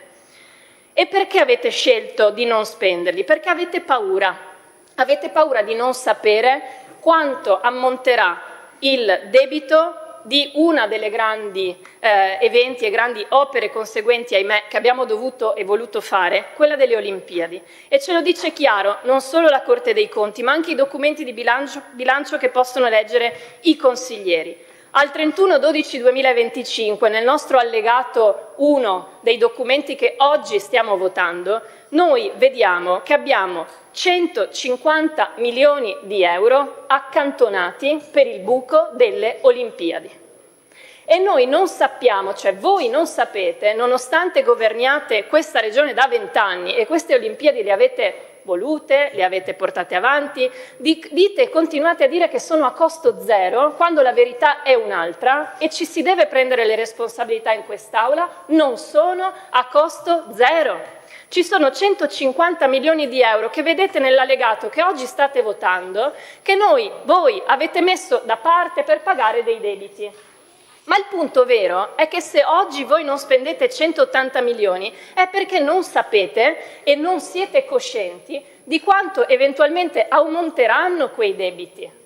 Quindi quel 150 milioni non è un dato definitivo, voi non lo sapete quanto sarà. E io ricordo le discussioni in quest'Aula feroci nostre e di altri colleghi consiglieri che all'assessore Calzavara chiedevano ma quanto ammonterà il costo della legacy della pista da bob? Si ricorda quante volte l'abbiamo attaccata in quest'Aula? E con coerenza lo faccio anche in questa legislatura. Chiedo che ci venga data una risposta rispetto al fatto che una pista da bob oggi non sappiamo come la riuseremo, quanto ci costerà la manutenzione, che cosa ne faremo. Voi ci dicevate anni fa che era tutto sotto controllo, che avremmo trovato una soluzione, che ci sarebbe stato qualcuno che avrebbe preso in carico quei costi, ma noi oggi non lo sappiamo e ve lo chiediamo di nuovo. A quanto ammonterà la spesa totale per quanto riguarda le Olimpiadi Milano-Cortina? Perché io ad oggi riesco a vedere quei 150 milioni e riesco a leggere un dato politico del fatto che voi non usate i 180 disponibili perché avete paura, perché non sapete quanto sarà quel debito e non volete far uscire dalle casse di questa regione spese per sanità, scuola, borse di studio, diritti, perché non sapete se i conti saranno in ordine. Altro che prudenza, diciamo le cose come stanno, diciamo la verità. E poi un'altra grande partita che ci porta a conoscenza la Corte dei Conti. Andatevi a leggere, io lo so che in maggioranza i documenti passano via e magari si leggono meno, ma vi prego di andarli a leggere, perché quello che viene spiegato è chiaro e non lo dice l'opposizione, la dice la Corte dei Conti, a meno che non vogliate dire che è politicizzata. Dicono che non è a costo zero, dicono che un'opera su 4 è collaudata delle Olimpiadi, un'opera su 4. Spiegano ad esempio non solo cosa sta accadendo nella funivia di Socrepes, ma basta che vedete gli atti giudiziari per capirlo. Dicono che non si saprà a quanto ammonterà il debito quando Fondazione Milano Cortina verrà liquidata a fine di quest'anno. Parlano di 1 miliardo di euro. Chi pagherà quel 1 miliardo di euro? Lo pagherà lo Stato? Quanto pagherà la Regione del Veneto? Quanto pagherà la Regione Lombardia? Avete modo di dire alle persone che vivono in questa regione cosa ci sarà? Quanto dovremo pagare? No, non lo sapete. Oppure ci viene detto ancora che ci sono delle opere che verranno collaudate a 2-3 anni da quell'evento olimpico. Allora la programmazione di quei giochi, che doveva essere gestita in maniera efficace, efficiente da una fondazione di diritto privato, cosa ha generato? Io so che ha generato delle cose positive, non sto dicendo che probabilmente non ne ha generate, ma cosa ci sta lasciando? Abbiamo un'analisi seria? No, perché altrimenti voi oggi questi 180 milioni li allochereste e invece non lo volete fare. E poi abbiamo un'altra grande partita su cui da anni e quindi con coerenza riportiamo in quest'Aula, Pedemontana Veneta. Anche qui ci sono dei dati chiari. Cosa sappiamo? Sappiamo, dati alla mano, che nei 5 anni, da quando l'abbiamo inaugurata, costerà 217 milioni di euro. Questo è il dato che la consigliera Ostanel ha ed è certificato nero su bianco e lo dice a microfono. 217 milioni di euro nei prossimi 5 anni da quando l'abbiamo inaugurata, ne abbiamo già pagati più di 50 milioni di euro l'anno e andremo avanti. Questo andrà avanti per 39 anni, che sono gli anni di contratto. Abbiamo accantonato, il collega Tommello non è entrato così nel dettaglio evidentemente perché non voleva farlo vedere, ma io sono qui per questo e le cose invece le faccio vedere, oltre 50 milioni di euro messi accantonati perché c'è un contenzioso con la SIS, l'opera, chi ha costruito l'opera che viene tenuta lì. Bene. Ma cosa sappiamo ancora? Sappiamo, e ce lo dice anche qui la Corte dei Conti, che noi sì, quest'anno abbiamo aumentato le entrate dai pedaggi della Pedemontana Veneta, più 13 milioni di euro. E ricordiamoci questa cosa, perché quando con l'assessore Calzavara discutevamo in quest'Aula in maniera tenace e chiedevamo ma aumenteranno sti cavolo di pedaggi? Mi si diceva sì, aumenteranno. Bene, 13 milioni sono aumentati, visto che bisogna essere veri e sinceri quando si fa politica. Ma qual è il punto vero? Uno è gioire perché il traffico aumenta e io sinceramente non riesco a immaginare di poter gioire del fatto che un'opera sta in piedi perché stiamo facilitando le entrate di pedaggi in una infrastruttura generando traffico, inquinamento e tutto il resto che volete. Bene, lasciamolo da parte, perché chi ha firmato quel contratto, e non è seduto in quest'Aula, chi ha firmato quel contratto ha firmato un contratto capestro, questo è il punto vero. Perché cosa dice quel contratto? Dice, ad esempio, che siccome oggi noi abbiamo un canone che costa 21 milioni di euro in più solo per quest'anno, i 13 milioni di euro che sono entrati in più di pedaggi non stanno pagando nemmeno l'aumento del canone. 21 milioni in più che nei documenti che sono allegati al giudizio di parifica della Corte ci dicono il canone è aumentato. Cosa viene detto? Che il canone è aumentato perché aumentano i costi di manutenzione di quell'autostrada. Il punto vero è che c'è all'interno dei documenti di quel contratto il fatto che il nostro canone aumenta di anno in anno. Quindi non è detto che le entrate dei pedaggi, che sono poche, riescano a pagare neanche l'inflazione del nostro canone che diamo al concessionario. E allora di nuovo la domanda torna.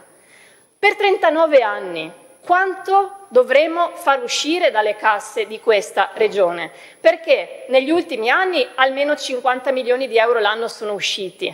E quindi per 39, e spero che nessuno di noi sia qui tra 39 anni, i consiglieri che saranno qui presenti, quanti ne vedranno? Tra 39 anni, io ne avrò più di 80. Tra 39 anni. Allora, che cosa stiamo facendo oggi? Stiamo facendo una cosa che voi dite essere tecnica, ma è profondamente politica, perché abbiamo due grandi partite che stanno tenendo i nostri conti non in ordine, in ostaggio. E dobbiamo dire le cose come stanno, perché o voi venite qui e ci spiegate come state immaginando di prendere in carico questa questione, oppure io non posso tornare a casa facendo un intervento tecnico e dicendo beh dai, bene, abbiamo dell'avanzo di bilancio, lo sposteremo, proviamo ad allocarlo e poi non succede. Io ho bisogno di sapere politicamente se vi prendete la responsabilità, come chiedevo negli anni precedenti, di dirci cosa volete fare per finalmente lasciare liberi i bilanci di questa regione e iniziare a mettere a terra cose concrete e non annunci giornalistici.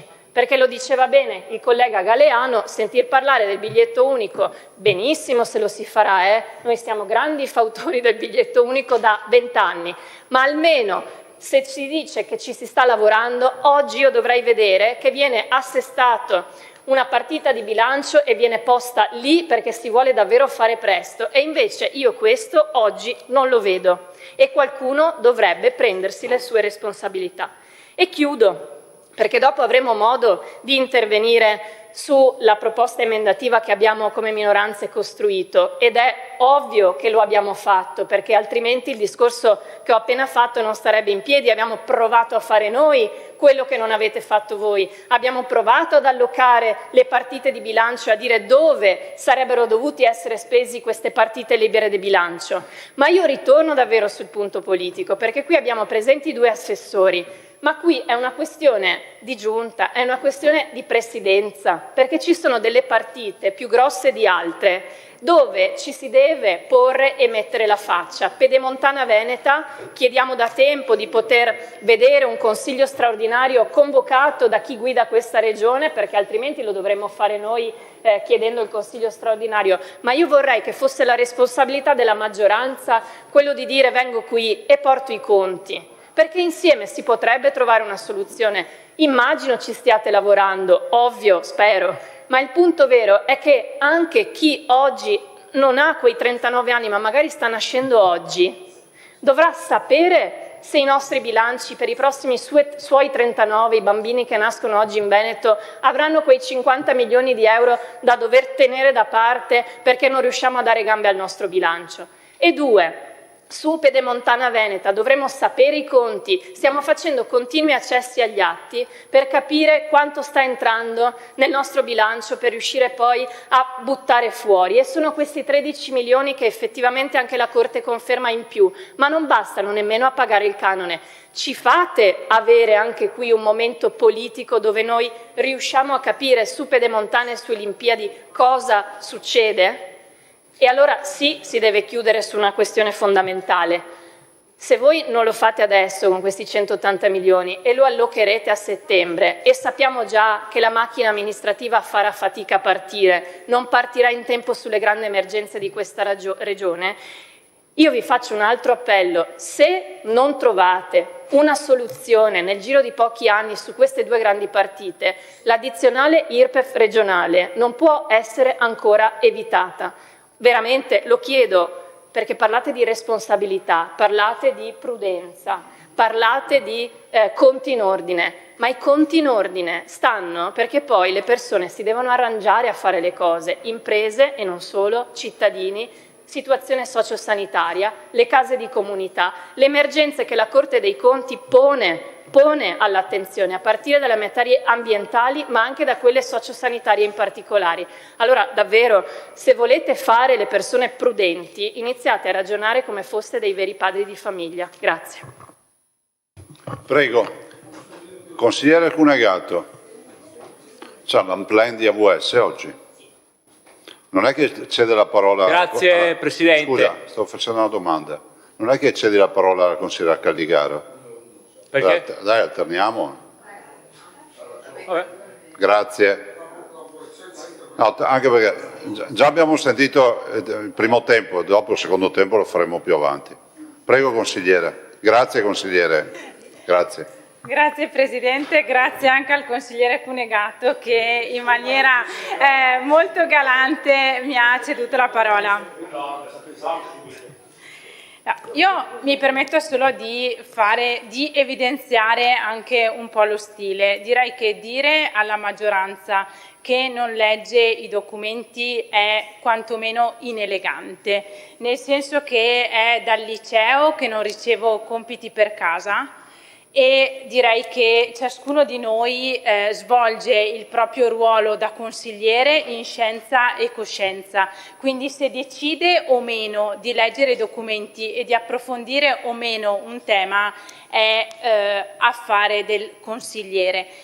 In ragione di questo mi permetto di dire che fino a qualche tempo fa ero vicepresidente della provincia di Belluno e ho fatto il vicepresidente della provincia di Belluno quando proprio c'era tutto il lavorio delle Olimpiadi, tutto quello che era il tema della legacy, tutto quello che era il tema della pista da bob, con tutti gli studi anche economici riguardo alla tenuta di un impianto, vuoi da un punto di vista strettamente strutturale, quindi per capire se c'erano competizioni sportive internazionali, europee, italiane, oppure semplicemente per quanto riguarda l'allenamento o ancora il taxi bob, che facessero sì che un impianto di questo tipo fosse in equilibrio economico oppure con un disavanzo minimo come tantissimi impianti sportivi, come ad esempio quasi tutte le piste da sci.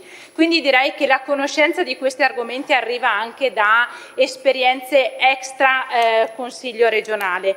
Altra cosa, ricordo anche le Olimpiadi e tutto quello che è la ricaduta socio-economica delle Olimpiadi, perché decisamente in provincia di Belluno basta semplicemente girare per le piazze per capire che effettivamente ci sono dei turisti stranieri che diversamente non c'erano, anche per quanto riguarda il cambio di turismo nella Conca Ampezzana ma anche in tutta la provincia di Belluno. O ancora pensare sia alle varianti. Le varianti ci sono state e sono in corso. Fanno parte della legacy? Sì. Hanno creato dei disagi temporanei? Sì.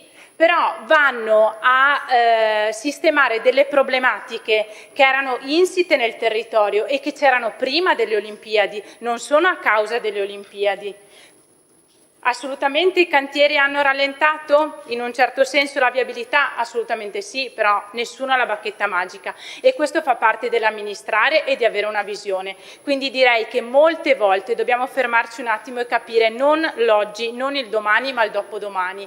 E questo è un invito che faccio a tutti, perché questo era l'esempio della legacy olimpica, che forse è quello che conosco meglio perché arrivo da quel territorio. Però ricordiamoci di avere una visione un po' più ampia e sinceramente anche di criticare un po' meno o fare magari un esame di coscienza.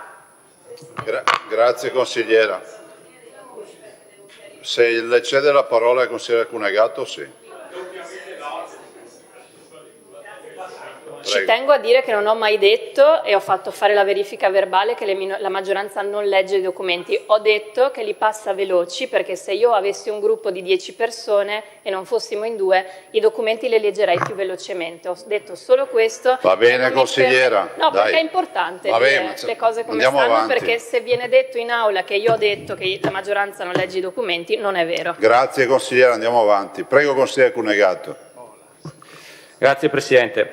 Allora io devo dire che è chiaro quello che emerge da questo bilancio consuntivo, è chiaro quello che ci dice la Corte dei Conti, è chiaro che è grave che non ci sia il Presidente Stefani, è chiaro che è grave che il Presidente Stefani in questi 8 mesi non abbia mai reagito in maniera incisiva a quello che ci dice questo bilancio.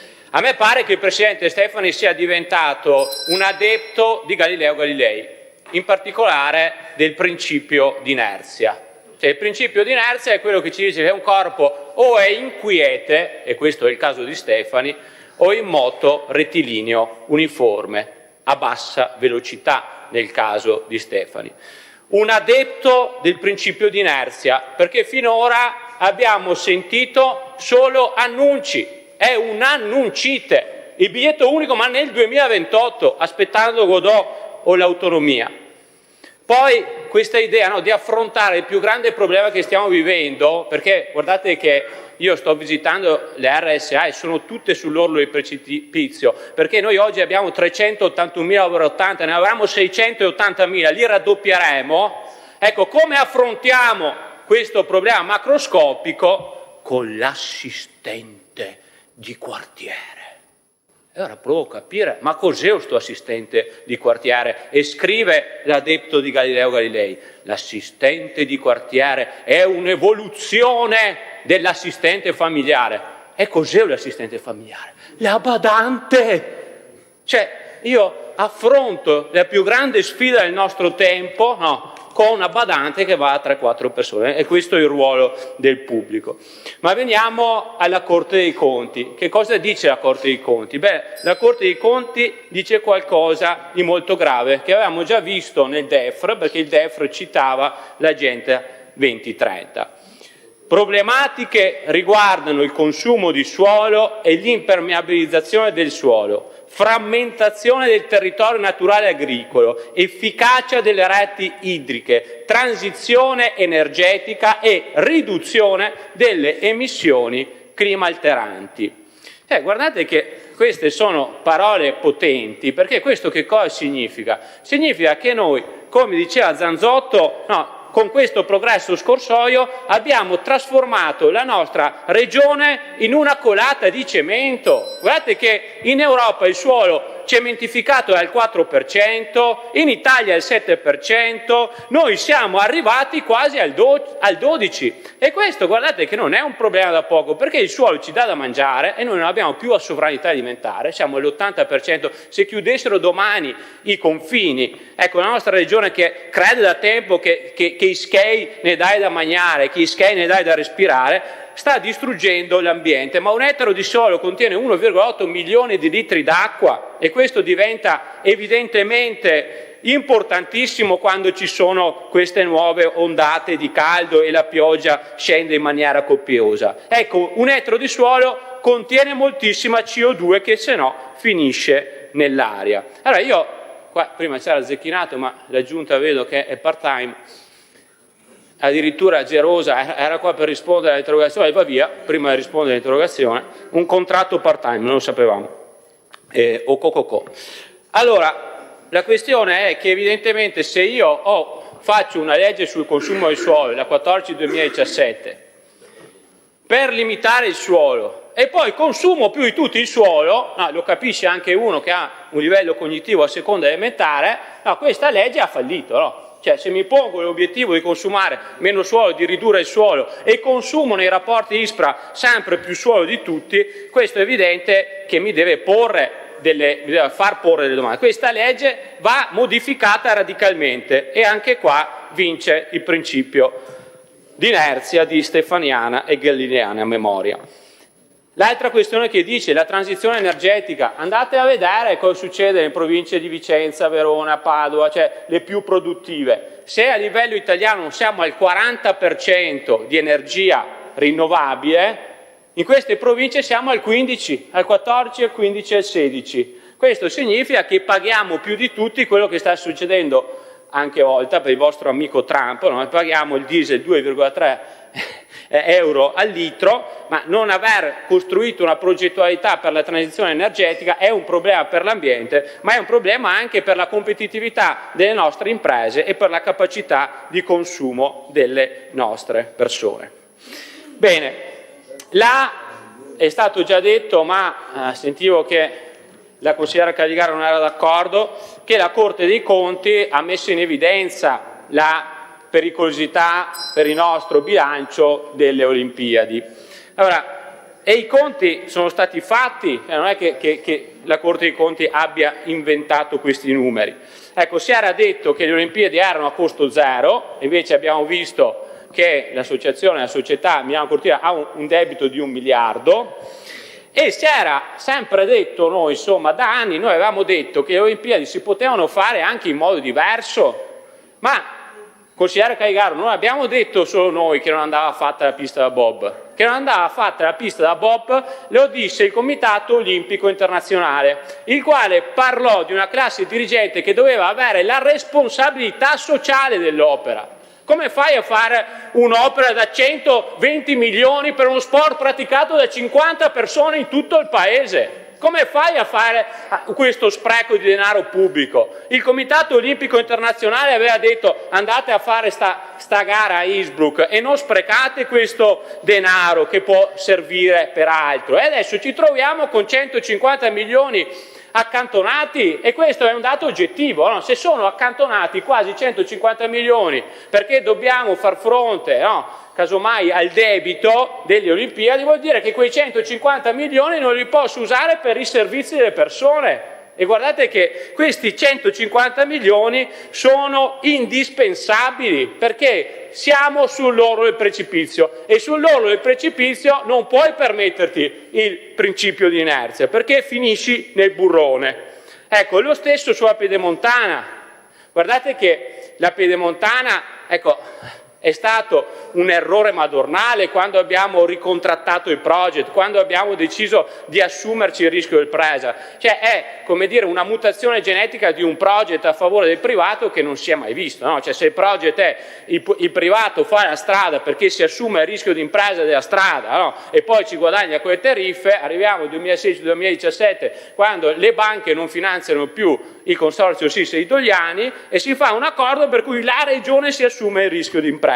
Allora ha ragione Ostanè quando dice ecco, sono aumentate un po' le entrate delle tariffe, ma quanto aumenteranno? Cioè se abbiamo 39 anni di un accordo del genere e siamo in calo demografico e siamo sempre più anziani, ecco questa cifra che quest'anno ci è costata 52 milioni, cioè 52 milioni che avrebbero potuto essere spesi per i servizi dei veneti, salirà sicuramente perché si arriverà a pagare anche 300 milioni l'anno. E quindi questo è un altro problema fondamentale. E anche qua l'annuncite di Stefani. Io ricordo il patto del Viniteri, no? Bel posto dove fare i patti. Allora, il patto del Viniteri, Stefani risponde con l'holding autostradale. Facciamo un passo indietro, perché se vi ricordate, l'estate scorsa, con un bel paradosso dell'autonomia al contrario, Salvini disse ce la assumiamo noi l'opera. Quindi è evidente che se si vuole entrare nell'holding autostradale, se si voleva, come dire, che la Pedemontana passasse al Ministero, si ammette che c'è un problema di sostenibilità dell'opera, no? E quella sarebbe stata l'autonomia al contrario, vero? Perché la Lega, che parlava di Lega ladrona, ma che poi si è trovata benissimo a Roma nel governo Berlusconi 1, Berlusconi 2, Berlusconi 3, Berlusconi 4, Conte 1, Draghi e adesso 4 anni di Meloni, ecco, quella Lega lì, se avessero dato la Pedemontana al Ministero romano, avrebbe creato il ribaltamento dell'autonomia. Cioè il Veneto fa un'opera che fa un buco e ce la facciamo pagare da Roma ladrona. Ecco, a questo punto abbiamo sentito del patto di Viniteri, ma anche qua dove è finita la holding?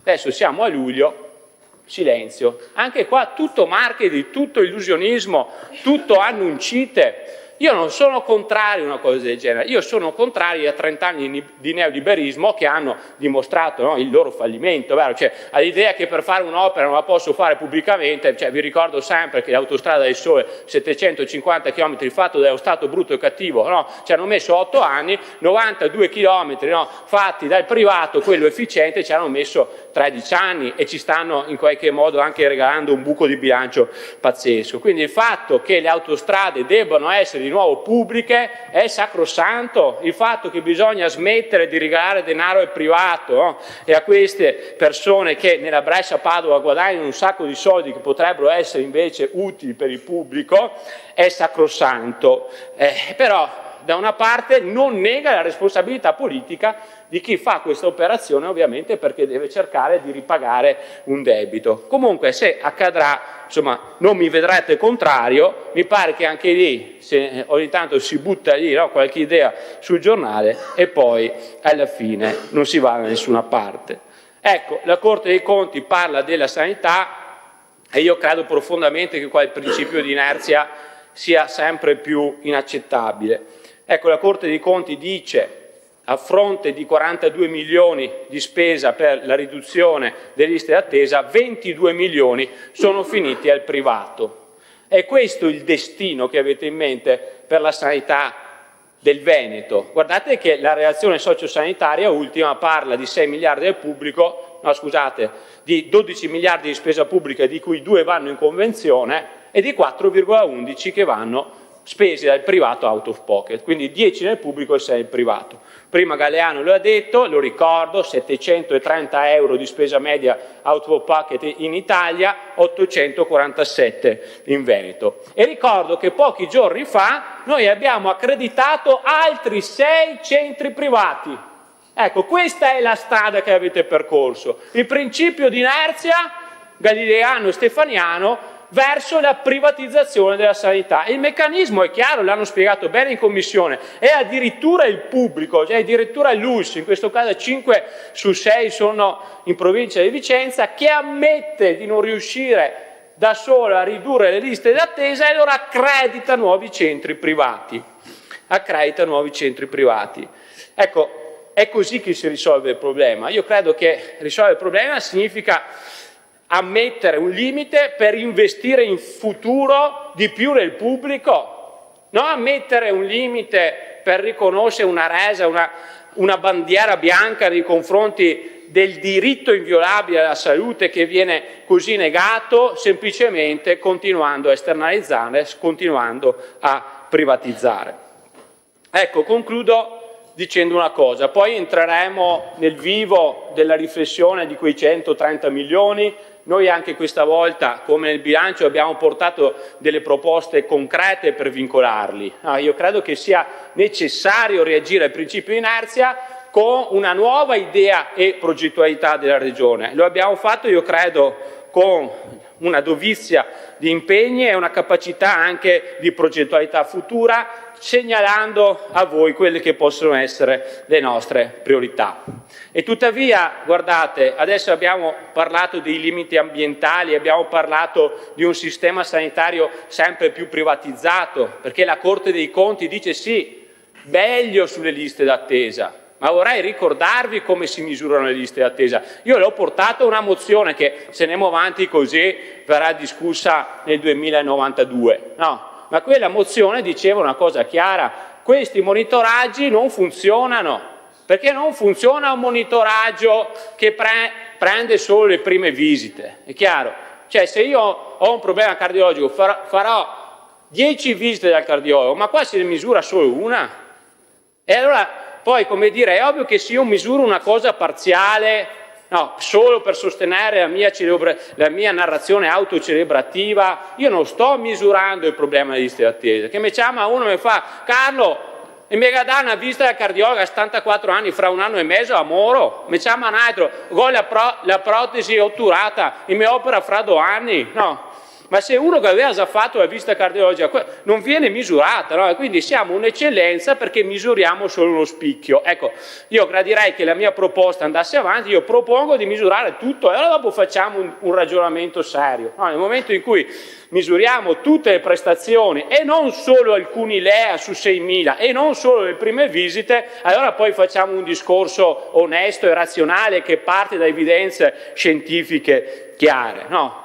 Ma detto questo, abbiamo un problema di privatizzazione, abbiamo un problema delle RSA, lo ripeto, mancano tantissime impegnative. Io sono andato a visitare una casa di riposo che ha 40 posti accreditati, ha 27 impegnative che sono state tutte congelate nel 2025, queste non reggono, c'è un aumento dei costi, c'è giustamente un aumento dei salari e allora siamo di fronte a un punto che non regge più, vero? Perché o faccio debito, ma se ho accantonate risorse, oppure sono costretto ad aumentare le rette in un modo che non è più sostenibile per le famiglie. Guardate che siamo verso un punto di rottura e questo punto di rottura deve essere affrontato con scelte coraggiose che vuol dire che voi dovete votare la nostra proposta di emendamenti sui 130 milioni, perché se non lo fate siete responsabili.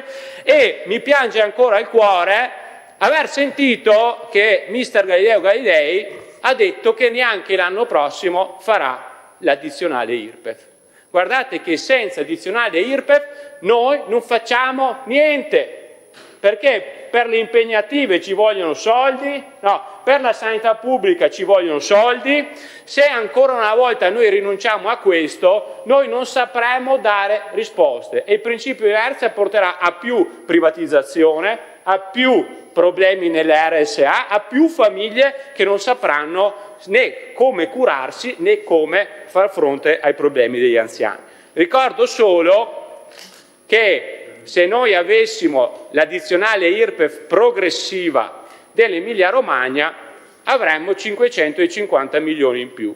Ecco, questo vuol dire cominciare sì a discutere di biglietto unico, cominciare sì a discutere, no, e bisogna avere il coraggio di dire che senza questo nuovo patto sociale, in una società sempre più diseguale, drammaticamente diseguale, non so se avete letto i dati dell'ufficio di bilancio del Parlamento dell'altro giorno, che ci dice che abbiamo perso il 6,6% del potere d'acquisto, ma il 10% più povero ha perso il 40% del potere d'acquisto. Cioè in 36 anni questi guadagnano metà di prima, ma il 25% più povero ha perso il 30% del potere d'acquisto, il 31%, cioè un quarto degli italiani guadagna un terzo in meno, vuol dire che lavora 4 mesi gratis. Ecco, di fronte a tutto questo io spero risponderete alla nostra progettualità, ma credo anche che, e vi invito a ragionarci fino in fondo, che se non avrete coraggio nella prossima discussione di bilancio di fare una addizionale IRPEF progressiva come in tutte le altre regioni, noi drammaticamente andremo, no, con il principio di inerzia sempre più verso la decostruzione del sistema sanitario pubblico, la capacità di riconoscere a tutti il diritto inviolabile alla salute e l'incapacità anche di garantire servizi essenziali ai nostri cittadini. Grazie, sospendo il Consiglio, lo riprendiamo alle 14:30. E devo anche ringraziare il consigliere Cunegato che ci ha risparmiato un sacco di citazioni oggi. Una sola è un record.